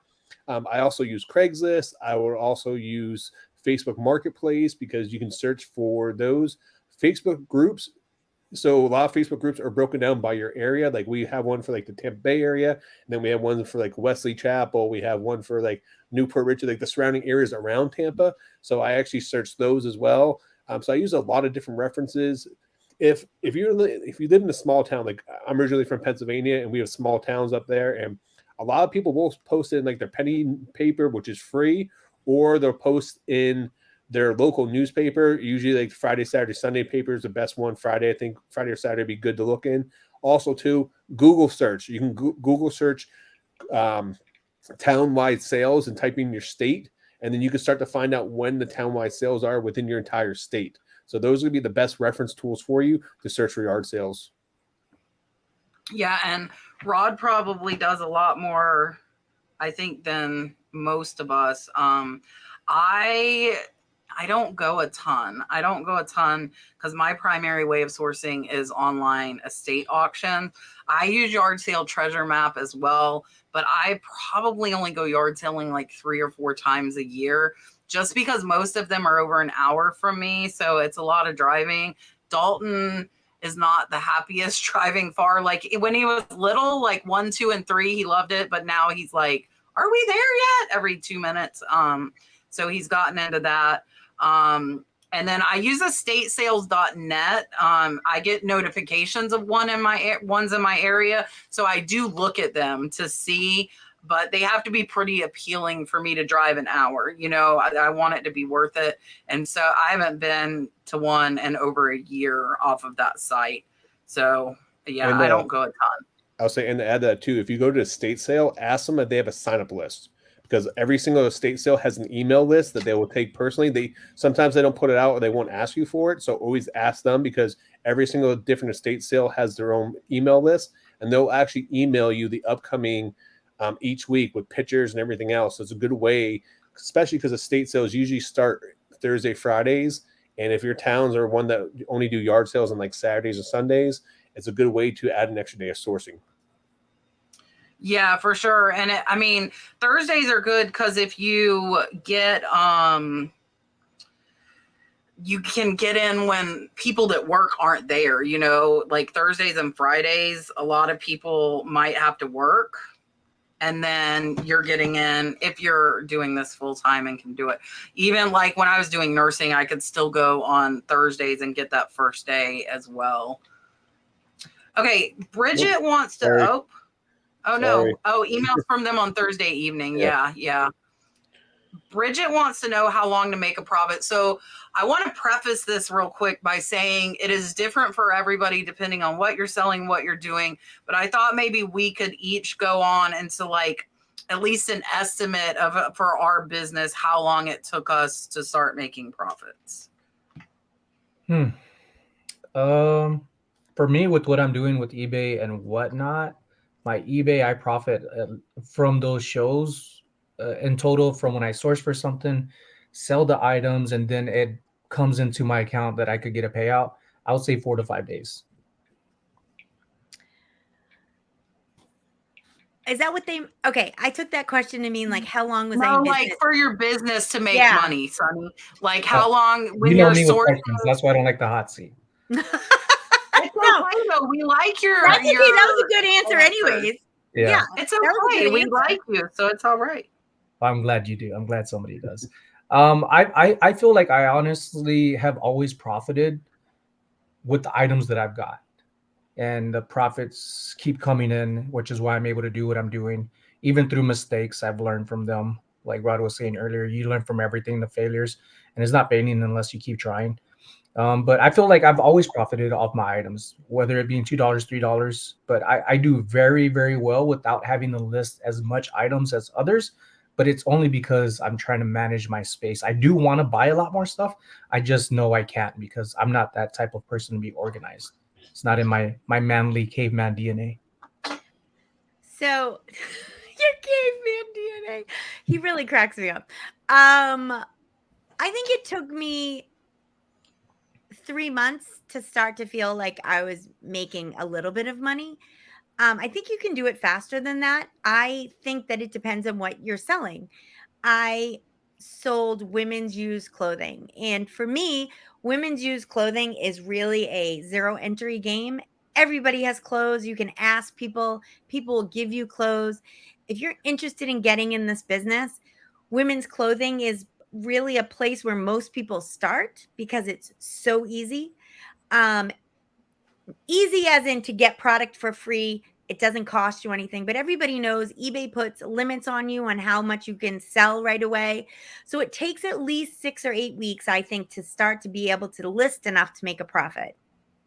So for me, I think that 3-month mark started to turn things around. So for me, when I first started out, it was actually the first week. And the reason for that is I was able to source stuff really cheap. And that's why I'm a big fan of like garage sales, garage sales and the bins are going to be probably your best thing, because you can get stuff, as Trish said earlier, like she's buying stuff for 50 cents or $1, your bread and butter items. It's a lot easier to turn a profit something from $1 to $10, and then nickels and dimes make dollars, and you can build up a bankroll and use that money to invest in other things. So it's really come down to the type of items you're selling. If you're selling clothes like she does, clothes are traditionally more of a long tail item. They're going to take a little bit longer to sell. But if I'm selling video games or something that's hot items, they're going to be faster to sell. So it really comes down to what you're selling. But the biggest thing is you make your profits based off the the buy, not the sell. So if you're buying cheap enough, you will start making profits as soon as possible. If you're paying up for items because they're higher end items, it's going to take you longer to make those profits. You will make it over time. So just remember, you're make your profits off your buy, not the sell. Can I just cut in for 1 second? I'm Yeah. sorry. I know that's rude because we go in order, but I would just like to No, you're preface fine. what Rod said is absolutely right. I guess what I meant by profits was over and above stuff that I was reinvesting into the business. I think if you're just trying to sell some stuff you have around the house, they're absolutely right. You sell it, you make a profit, you keep going. But I tried to build up a bankroll to be able to buy, to continually buy, to get new, like to buy boxes, to buy poly bags, to buy whatever I needed, to buy more inventory. So I didn't start to pay myself, if that makes sense. Didn't pay myself for about 3 months. Okay. That's all I No, wanted I to mean, and I clarify. didn't I did the same thing because I had a day job when I first started on eBay. So anything I made on eBay and any profits I had, I reinvested back into business because Right. I didn't need that money to pay my bills. Now I'm full time. Everything I sell pays my bills. So it really comes down to your situation and stuff like that. But I will say, if you are starting out, you do have a day job, this is something that you want to do long term. Take all the money that you make in the very beginning and reinvest that back in your business right in the beginning because it will pay off tenfold later on. Remember, it is a marathon, not a race. You're in this for the long term. Yeah, so I took a loss for 2 years because all of my money went back into my business. So that's why I said this question could vary so much. I was like Rod, I was working full-time nursing. I would only take, like, I quit working overtime so I could focus on eBay in the beginning. I was still working 3 12-hour shifts. I dropped to 4. So I would just take out maybe a few $100s every few weeks, whatever I needed to supplement from not doing my overtime shift. And I put the rest in, but we took a loss the first 2 years. I sold over 100,000, but I invested that much. I bought this shed that I'm sitting in. I bought another shed. So, I mean, to be in the green, it depends on what you want to do. If you want to build your business, you're probably not going to be in the green for a year or two. You're just going to pull bare minimum and you're going to invest it back in. Again, I have 200,000 in inventory listed, plus other stuff here, because I have through the years, 3.5 years now, put as much as I could back into the business. But if you're, found yourself in a situation where you're doing this full time and you need to pay yourself, your growth would be slower than mine because you're having to pay yourself, where I was pouring all that money back in through equipment. We bought a truck for the business to go get auction lots. We have made a lot of, investments into the business for stuff we need. And then when you knock out, $20,000 worth of profit, we're not as in the green as you would think because we're investing and building and making it bigger. Like, we invested in my husband's woodworking shed and all of his tools, which was a lot of money. So that took out a chunk of profit as well. But that also helps you with how much taxes you have to pay. I will tell you that as well. So yeah, Mark sent a late fee, $5 here. We're glad you're here. And here is your dolphin.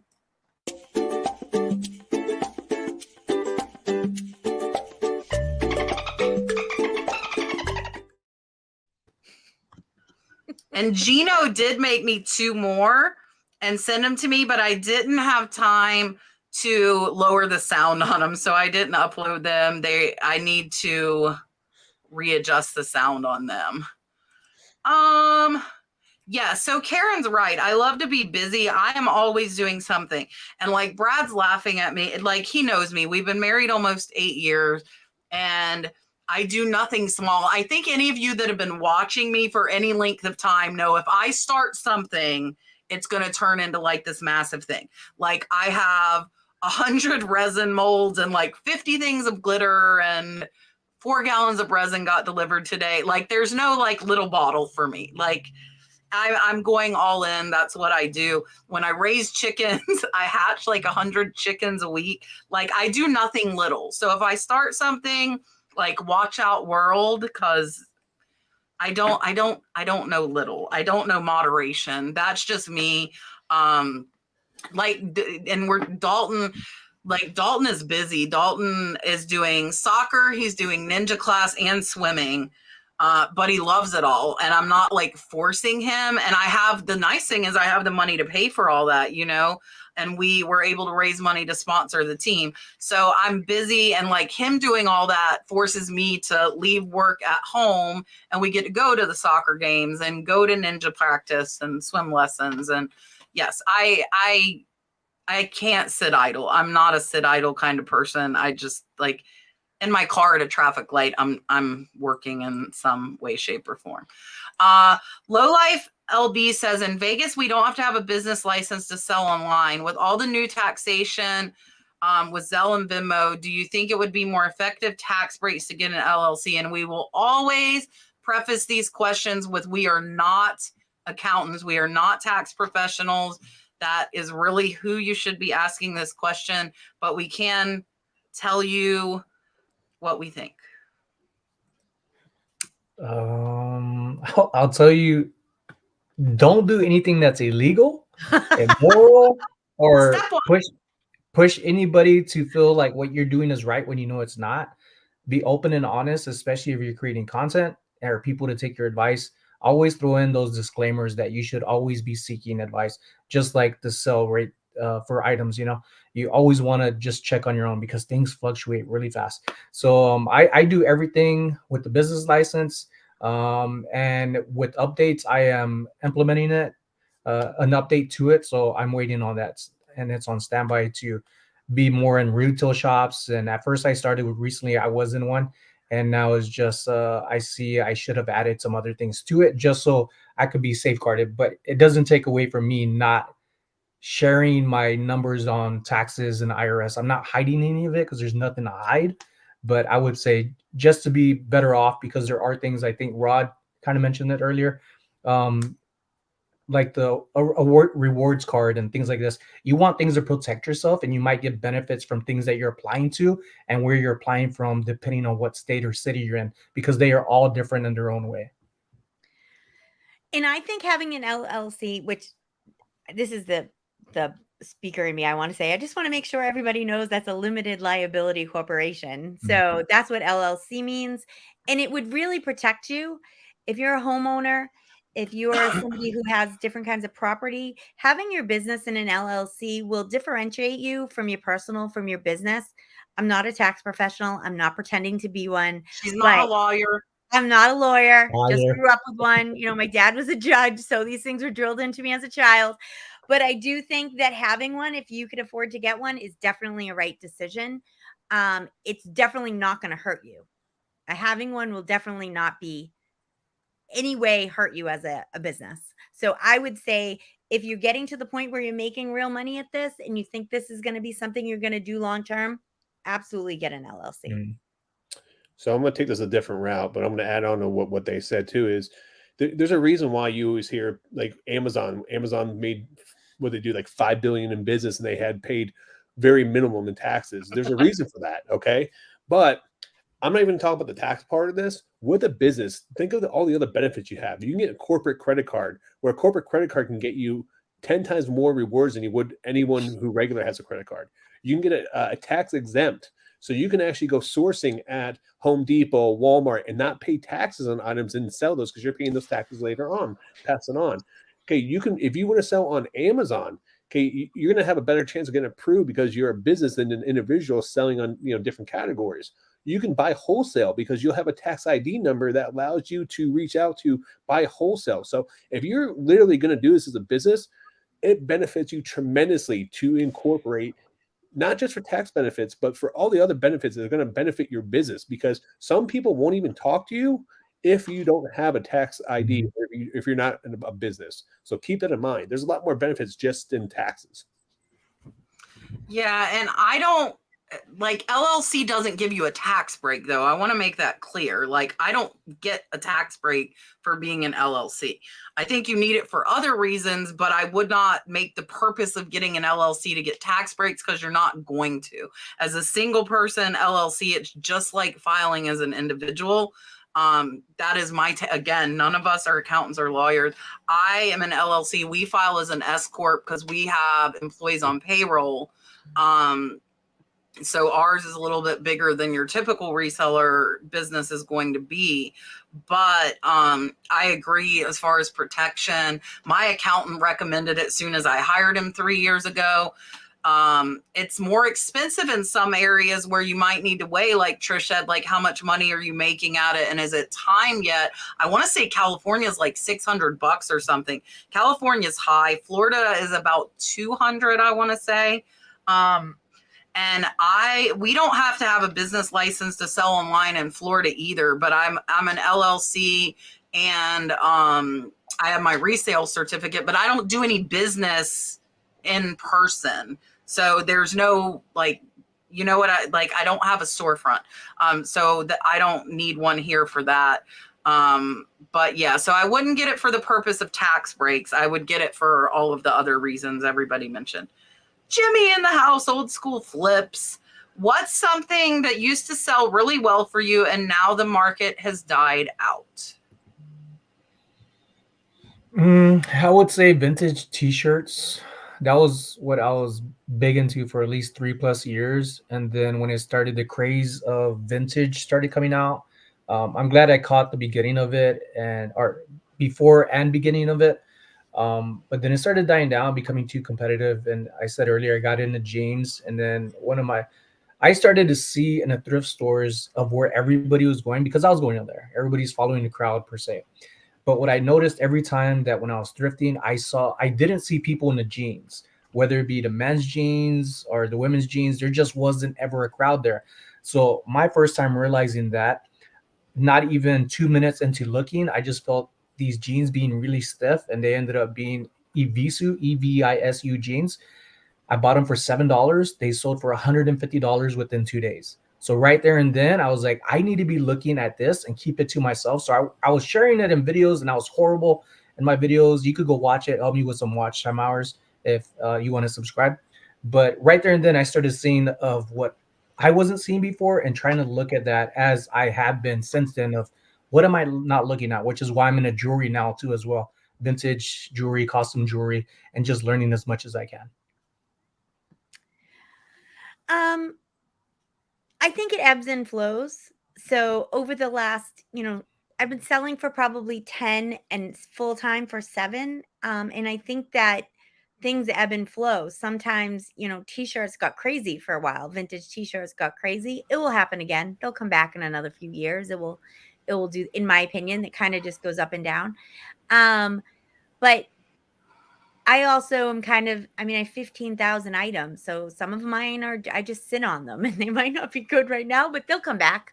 So I don't have anything that I used to source that I don't source anymore. So I don't think I'm the best to answer this question. I would say for me, Tommy Hilfiger, because I used to buy a lot of Tommy Hilfiger stuff in the past couple of years, and the market got flooded. Tommy Bahama, I still buy here and there, but everything I used to buy used to sell really good for me. I mean, it still does sell okay, but not like it used to. And then I do sell a lot of graded items. So I'm not saying that the graded market is bad for me right now, but during the pandemic, because everyone was sitting at home and they went back to their childhood. They're buying sports cars. They're buying comic books. They're buying graded video games. I mean, you had games selling for. I had a Castlevania game, and I was watching the market in January of 2022. It sold for $64,000, which was at like a 9.4, and then that same one sold I think in like 6 months later for $28,000. So the market dropped tremendously in those. And you do have ebbs and flows, but what really happened is just everyone was at home and they had nothing else to do. So it was a giant peak, and now the market's come back to reality. So that happens with a lot of items. It's just that it's not really bottoming out. It's just hitting its normal flow now. So those would be the biggest markets I would say that impacted my business. It's hard for me to answer too, and I'm not like Trish where I'm still buying the same things. I always buy different things. So I like to buy lots, and it depends on what I can find. Like I bought a ton of Harley pens, and when we first listed them, a ton sell because the more popular ones sell. We still have a couple hundred, and that slowed down. But if I listed 600 new ones again, I'm sure we would have that rush again, if that makes sense. So I'm always just looking at lots and what I can get in bulk on online auctions.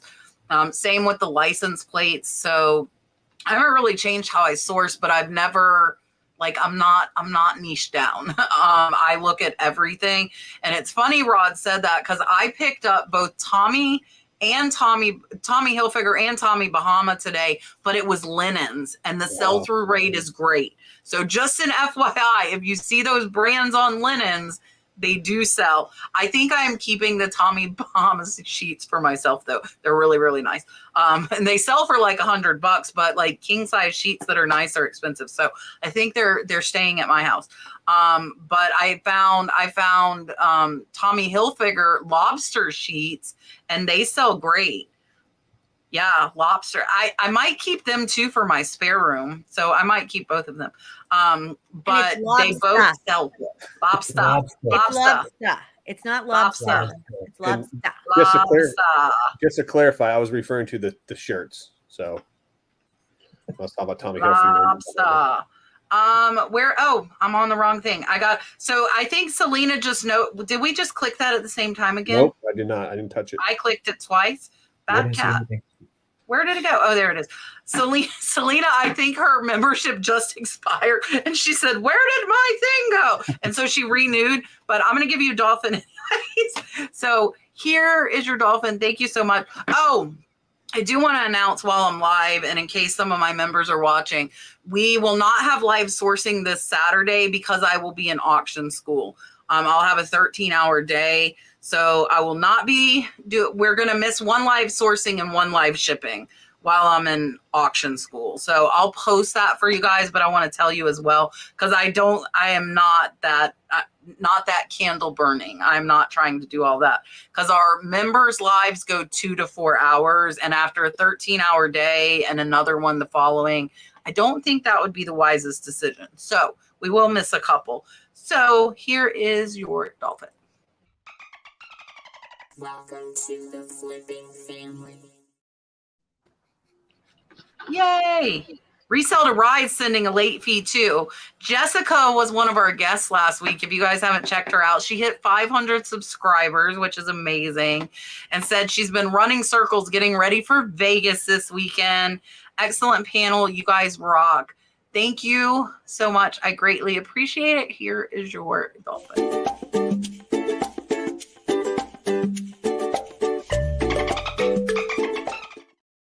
Every time. Okay, we're gonna have to decide like who clicks. We're doing it like every single time. I got this. Sonny said he'll be the official clicker. He'll be the You're not clicker. going to be clicked on. The clicker.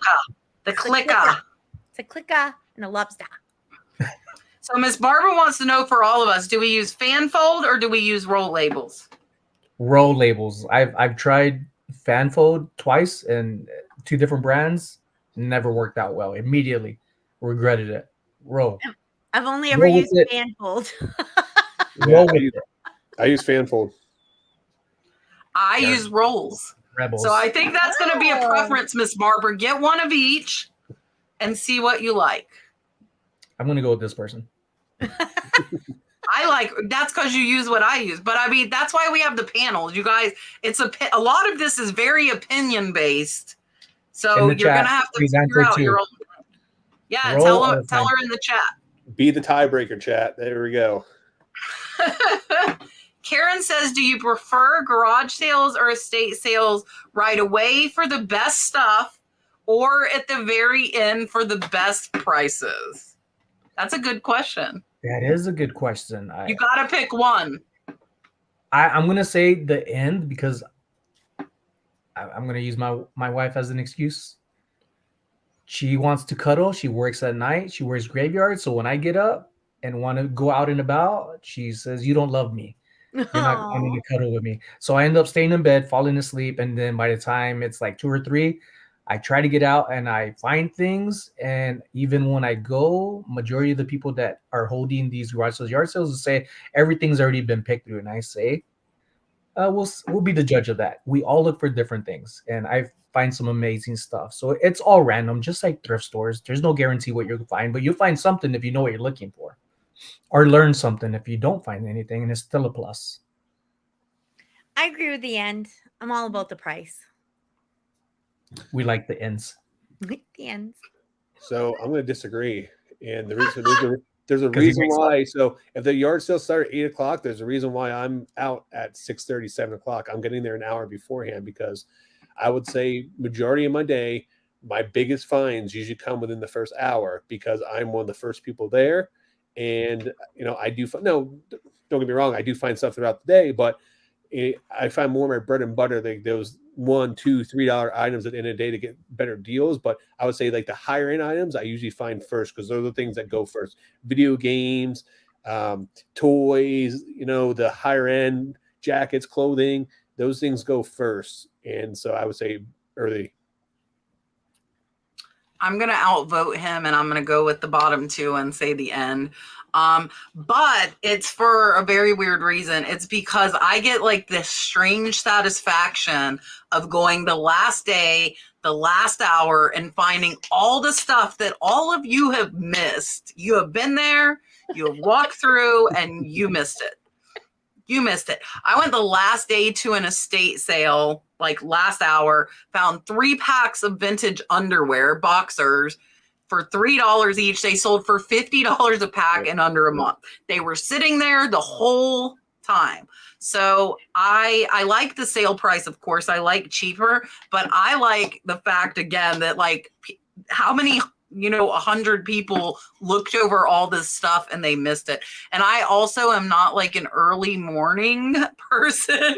So I don't, and remember, I have to add an hour on for a drive, sometimes more. So I don't want to go that bad to get up that early. So what's funny, Kat? It's funny that you like to find the stuff and then you feel that that good feeling from there, where I'm the reverse side, where I feel like I'm out hustling people because I'm getting there, waking up earlier. I'm getting there earlier. So I have the satisfaction of beating someone to get those first things in the beginning. So I've went like 2 or 3 times at opening, but I will say they were like 10 o'clock openings. They weren't early ones. But because I saw like an amazing preview and I did feel like I needed to get there first to get the stuff. But on the other, to add to Rod, I think it was either his video 2 videos ago or Kevin Commonwealth Picker's video. He has several channels, so I'm not sure exactly which one. But sometimes when you go early, these people will tell you, the people running the event, their sales would say, "You're early. Other people might be interested." So that you do was get that. mine. Oh, if you try and get a deal, you mean? Yeah, so I try to get a deal on some boots, some cowboy boots. In Thought it was recent you. video I posted up, Yeah. and she's like, my sale just started. No, I'm gonna wait. And I was like, you got me. So yeah, I had to pay up for it, but still, like, there's still probably 100. Yeah, he still got it. So I still Yeah. got it, but Yeah. So Mark pointed out that Rod is almost at 4,000 subs, guys. So if you are not subscribed to Rod, I am. definitely do that. I am too. Nails by Jamie B. Do you think living in Canada, so if you guys know like anything you can think of in Canada that they would have different for or to sell to Americans? Only thing I could think of is food, but I just now ate it recently. There's a reseller out there who was probably the first person I knew that was out from Canada. It was Thrift Beast CQ, but now it's just Thrift Beast. Shout out to my pare Chris. I mean, my pare Chris, and he I had a live with him and he talked about poutine, if I'm saying it right. And I had some here, but I would still want to try how it is over there because I'm pretty sure it's not the same. It tasted good, but it's the only thing I could think about. So when I first started, I owned a brick and mortar consignment store, and I decided that I hated clothes and I was never going to touch clothing ever again. Of course, now that's all I sell, so you all know how well that went. But I decided I would try food. You just made me think of the Sonny. And I do not know what the shipping thing is from Canada to America, so you'd have to look into this. But I sold things that were like kind of New England-y things that people couldn't get in the rest of the country. Brown bread. Yeah, we have bread in a can called brown bread, and you eat it with baked beans. So I would sell it's a normal thing here that people eat. Is that like boiled peanuts for us? Yeah, probably, because I wouldn't even know where to get those. So yeah. So So we have brown bread in a can. I used to sell this spice called Bell's seasoning, which is made in the city right next to me. That people use here. Everyone has it in their house. So like I used to do things that were native to where I am. Necco wafers, those are made here. Um, that's a candy, a really old candy. So I would think of some things that maybe you guys have just on your grocery store shelves and look those up and see if you could sell them to us and make some profit. Some of the times it was crazy how much people would pay for things that I could just go to Walmart and buy. Walmart. See, so it's getting late. It's gonna come out. So what they're saying is food is definitely one big one. If you ever guys go on eBay and search food that was discontinued, like anything for like Mountain Dew or like dish detergent, stuff like that's been discontinued, those things sell for crazy money on eBay. So I would say I would search for items locally that are exclusive to Canada only, such as food products, and try to sell those. And with the exchange rate, you may have a better deal because, oh, actually, no, I guess it would be worse with the exchange rate because the dollar is more valuable than the Canadian. So, yeah, I don't know, I'll pass. Go, Kat, you take over. So I will tell you from my research videos, there are a lot of teacups sold from Canada that sell for hundreds and hundreds of dollars. So when I do the research videos, I see where that seller is. And a lot of the top dollar teacup sellers were in Canada. And I have seen some, I can source for you in Canada. If you join my sourcing membership, there are auctions in Canada, and we have sourced for people in Canada. So, and also there are some high dollar jewelry makers that are more readily available in Canada as well. So I know just from doing my research videos that a lot of those were Canadian sellers. And I actually have bought jewelry from Canada to get those makers, and it was still worth it for me to pay the shipping and get it from Canada. And I see the teacups, but I'm not brave enough to have teacups shipped to Florida from Canada. But those are two things that sell high dollar. But I also saw you say you don't want to sell on eBay. And I'm going to tell you where I see all of that stuff sold is on eBay. So I would reconsider selling on eBay. If they're on there, then there's a customer base there. Yes. Miss Rachel said she's asking, like, with the receipts, is that why she sees people taking notes of what they sold and the price at their own garage sale for tax purposes? I would say probably yes. They're being politically correct and legal. But some people sell other people's stuff too, like their neighbor's stuff might be there. I see that a lot here in Florida. They'll like have initials on it, and so they're keeping track of like whose stuff is selling. So it could be that too.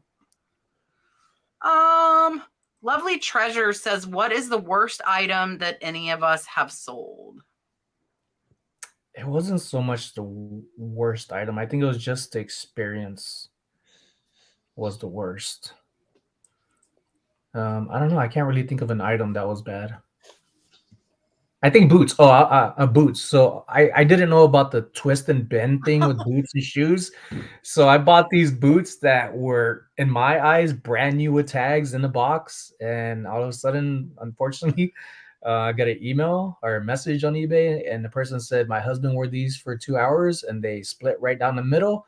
How can you fix this? I said, please send it back. You're going to have to wait forever and a day because I'm on vacation. And when I return, I'll check it out and I'll maybe give you a refund as long as they are returned and the way it was that I shipped it, which is not going to happen. I'm just lying, to make a long story short. I refunded them right there and then and apologized. My worst thing is exactly the same as his. It was a pair of shoes before I knew about dry rot. And I didn't know about that twist and bend and thing. Now I stay away from shoes. I know that shoes are profitable. I don't enjoy doing them. And so I find the storage is difficult. I find shipping difficult. I just don't really like them. I think I just don't like feet very much. So shoes to me are just a little gross. So I don't sell them. But so I stopped selling them after a little bit because of that. They're just not enjoyable. So I agree. Worst thing was shoes. So when I very first started selling VHS, I didn't know to check the reels inside for white marks, little white specks on them. And I sold a very expensive horror movie for like $100. And I got a message from the seller saying that there's white mold all on the inside of this on the reels. You sold me a tape with mold on it. So that was probably one of the worst experiences on there. And then, so this before, let me explain this before you guys butcher me in the comments here. Okay. So back in, was it like 2004 or whenever the bad hurricane hit like Punta Gorda and Fort Myers, my old roommate in college family was from there. So they went down there and they brought their camera and they filmed that whole area for about an hour on there. What we did then is we actually took that footage, we actually put it on DVD and we put it on eBay and we actually sold that. So we sold like 50 things on there. Now, the part of the reason why we did that was for people that lived in Florida in that area or had family down there that got to see firsthand how bad it really was in that area. We did donate that money to the family and give money to his family and stuff like that. But let me tell you how many people I either got, I love you so much. I thank you for doing this. I now can see my family down there, or I got people send me like hate mail. How dare you profit on this? I will find you. I'm going to beat you up and like all these comments. So, I mean, that was a really, so it can go either way on there, but we did give the money to his family and help his family that was impacted by the hurricane on there. But I don't know if I can really think of like a worst item. I mean, I've had like some bad experiences, but nothing really sticks out to me. I'm sorry. Laura said, do you think reselling makes financial sense given I'm married and we are in a higher tax bracket? I like doing it, but after having someone spell out the tax burden, I guess she's questioning that. I don't know how to answer that. I mean, it's a very specific question, but I think yes, to be honest with you. I mean, the tax. If you do it right, it's more profitable. That's what I was going to say. So you can take a loss for many, many years and help you bring you out of that, possibly out of that tax bracket. Now that's something I would highly recommend talking to a CPA about or an accountant so that they can walk you through the steps to set you up for success. I agree with you. I think that this is a very faceted question, but I find very rarely is it a bad thing to make more money. And if you have a good accountant, they're going to tell you ways that all the things you need, like Rod said. I think it's a yes. I always tell people if you're paying more taxes, that means you're making more money. Exactly. And it's not a bad thing. Yeah, and I would agree. And I would say reselling has put me in a higher tax bracket. We had almost $200,000 in sales last year, but we did not pay taxes on a higher tax bracket because I have a good accountant. We are not paying very much in taxes at all, relatively to what we made. Yes, no one here is a tax accountant, but I mean, that's like, to me, that question is like, if you like it, you enjoy it, then I would say do it. You know, if you're not doing it for money, but you enjoy it, do it. But you also, like Rod said, you can take losses. You can buy things for the business. There are a lot of different ways to get it lower, but I agree. Like that's, I don't want to make less money, so I pay less taxes. I'm like penalizing myself. Right. Make as much money as you can, and yet the taxes are what the taxes are. Let me give you guys an example. You just figure that out. Just to answer that question, give you just one prime example. I just had a very expensive flight to Europe for my honeymoon. I had my wife film me when I was over there because I got paid on YouTube. So now that is now officially, I'm going to put content from there on my YouTube channel. That's officially a business write-off now. So think of, there's ways around things you can do like that where it can help pay for your trips, or it can help pay for other things that you may not be able to do with a normal, just your normal income. Yeah. Go wherever you want to source. I know Clara and Amanda used to go around the world and source. Exactly. Like you can go source wherever the heck you want. Like fly to Rome and go shopping at Sephora like Rod did. Oh my God, my wife went to every single store, Barcelona, Florence, and Rome. She found every Sephora out there and went down. In Barcelona, people that go to Sephora, they actually have a 2-story, and there's a slide that you can actually go down a slide into Sephora. See, I'm watching, and she's like, I found another one. I'm like, I bet Rod's loving all this makeup. Yeah. It was funny. Vicky's asking the dynamic thing. So eBay now has where you can turn on dynamic promoted listings and your promoted percent changes daily with what the average is. That is what that is. I'm going to put this up here and I'm going to tell you guys, and I know me saying me going to auction school is going to bring on a lot of questions about this. Way I to will go, tell Kat. you, and Way I'm to not go. going to tell you the 5 states. You need to do your own research. There are 5 states right now that legally you should have an auctioneer license to do Whatnot or eBay. There are 5 of them. So you might be living in one. I will tell you, Las Vegas needs nothing. I know that 100%. But it is not Whatnot's responsibility. It is not eBay's responsibility. They are going to pass the buck on to you. They aren't going to take that hit. I will tell you that. But Trish said when I was on Trish, Liz Perfectly's live, what is it called, Trish? eBay's what? Oh, government relations. So eBay has a eBay at Main Street. eBay, if you Google eBay Main Street, they have an eBay eBay relations panel, and they have a whole team. eBay pays an entire team of people to just worry about these issues. So eBay is on the state level and on the national level, trying to make sure that the laws are helpful for them and therefore for us. So, but it's your responsibility, people. She's right. It is your responsibility. But I just want to differentiate. It's only auctions on eBay. It is not buy it nows. Correct. Buy it now on eBay, because you just said eBay. I just don't want anyone to have a heart attack in the comments. Yeah, auctions on eBay. So you can do all the buy it now you want. You can do all the buy it now you want. But there are some states that require it. But do your own research. Do your due diligence. They are not, to my knowledge, none of them are actively enforcing it. How would they enforce it? I don't know. I would rather be safe than sorry. I make too much money from it not to be. That's kind of my bottom line. Yeah. And I think, you do what makes you feel comfortable. And absolutely, if it makes you feel more comfortable, get the license. But I would like to say this. This happens every once in a while.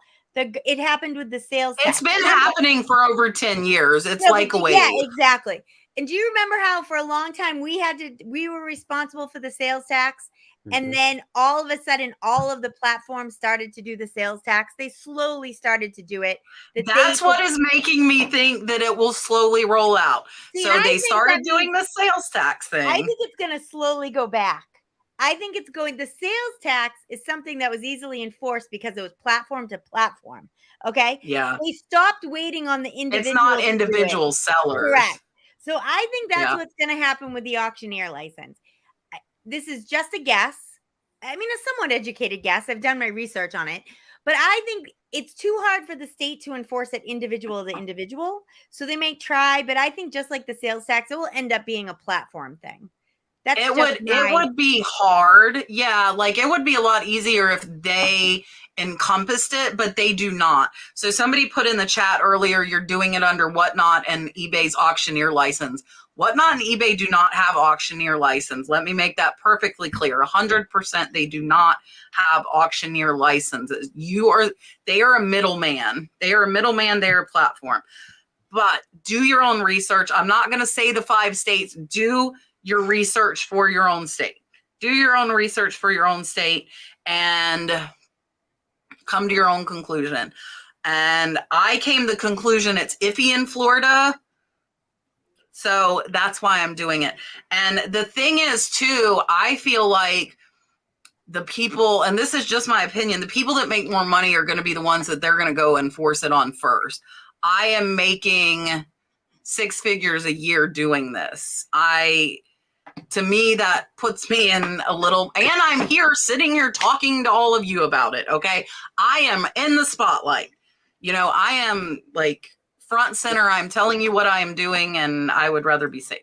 So it's a big can of worms. It was recently opened up again, and I would rather be safe than sorry. So that's the bottom line. You're also trying to get ahead of it, and also too that you have this show. You want to help educate everyone too. So when you go through this, now you can help. I can tell you all about it.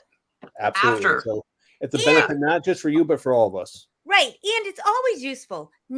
Getting more education, having things in your tool bag are always useful to use.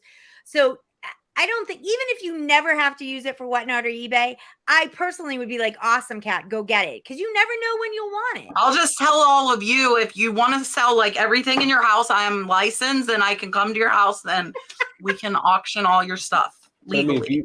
if you ever get kicked off eBay or Whatnot, I or could anything go like that, you can run literally a start state taking, auction. yeah. So Exactly. like, I have a barn here. you have a backup. We could plan, have like, a auction barn right on my property. It's not very sturdy, but It's it'll be 10:03, Kat. I know. All right. Okay, you pick the last question. I was supposed to let you pick the questions and read them all night. Whoops. Okay, pick the last one. Where are they at? Let's see here. Who's he gonna choose? Yeah. It's gonna be you. Da, da, da, You da, or da. you? Here we go. What's this one Or here? you? We already went through that one. I don't know. Just pick one. I can't. You wasn't prepared to go back and look through all of them. That's not it. That was it. Neat. No, it wasn't Neat. I So- agree. Here, we'll give Sonny the last question. it. Okay. Charlene wants to know, are you doing your cartel videos lately? So do you want to update everybody on that? And then we'll say our ta-tas. Okay, well, cartel videos. Okay, so Mikey and I started the Reseller Cartel, which is just a community within communities that's already out there. Just a little different when it comes to our Facebook page. Is a little bit more moderated, as we say, what's your whatnot rather than what's your link. So when I ask for whatnot, it's all whatnot, and you know what you're looking at or going to look forward to. Or eBay, that's coming, and other platforms. You have just other sites that may not even be either or a selling platform, but your own platform. So Reseller Cartel videos, I feel like everything I do is a Reseller Cartel video. With me and Mikey, we try to get out in the community and discover places that isn't Goodwill, Savers, the brand name ones. So we're trying to work on community building as well as the people that we come across to show that there's people out there that we could benefit from. If we could buy from them, they're also able to sell and see other people that may be interested in these things. So it's a lot of things that are a lot of good.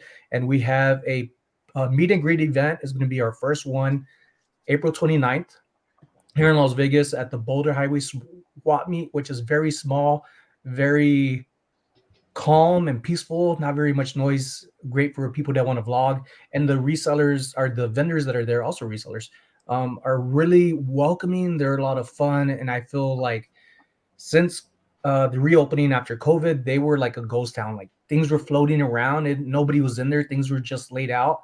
But since we started going, to include other people we don't know about, they've really shown a lot of pride and a lot of hard work of wanting to upgrade each and every week and always bring something. But they can't do that without the support of people locally or people visiting us saying, you know what, I want to go there too when I visit. So it's just community building community. And I encourage everybody else to do the same thing in their own community as well. So my videos are all Reseller Cartel, and it's not just me and Mikey that are Reseller Cartel. I believe everybody who feels they could relate or be the same way or doing the same thing, you are also part of that community, whether in my eyes. Yeah. Perfect. All right, I'm going to make you big now, and you can tell everybody goodbye, and then we'll make Trish big. And again, Trish can reiterate the announcement we made when she says goodbye, and then I'll let Rod tell you what he's got going on, and I will tell you what I've got going on. And I'll tell you who's here next week. So here is Sonny. All right, I'm at 11,400 subscribers. I'm trying to get to 1 million, and I'm so close, and I can't do it without your support and help, along with my know-how and learning experience from everything that I'm doing. Thank you all so much for visiting. If you want to see more of me, follow my channel, follow these amazing people as well. I've met Trish in person, and I'm going to see her in Arizona, and then Rod, I hope to meet him, which is going to more than likely be in Arizona, and then Kat, I'll be able to meet her too. So I'm really excited. And I do want to go to Florida maybe next year. Perfect. Here's Trish.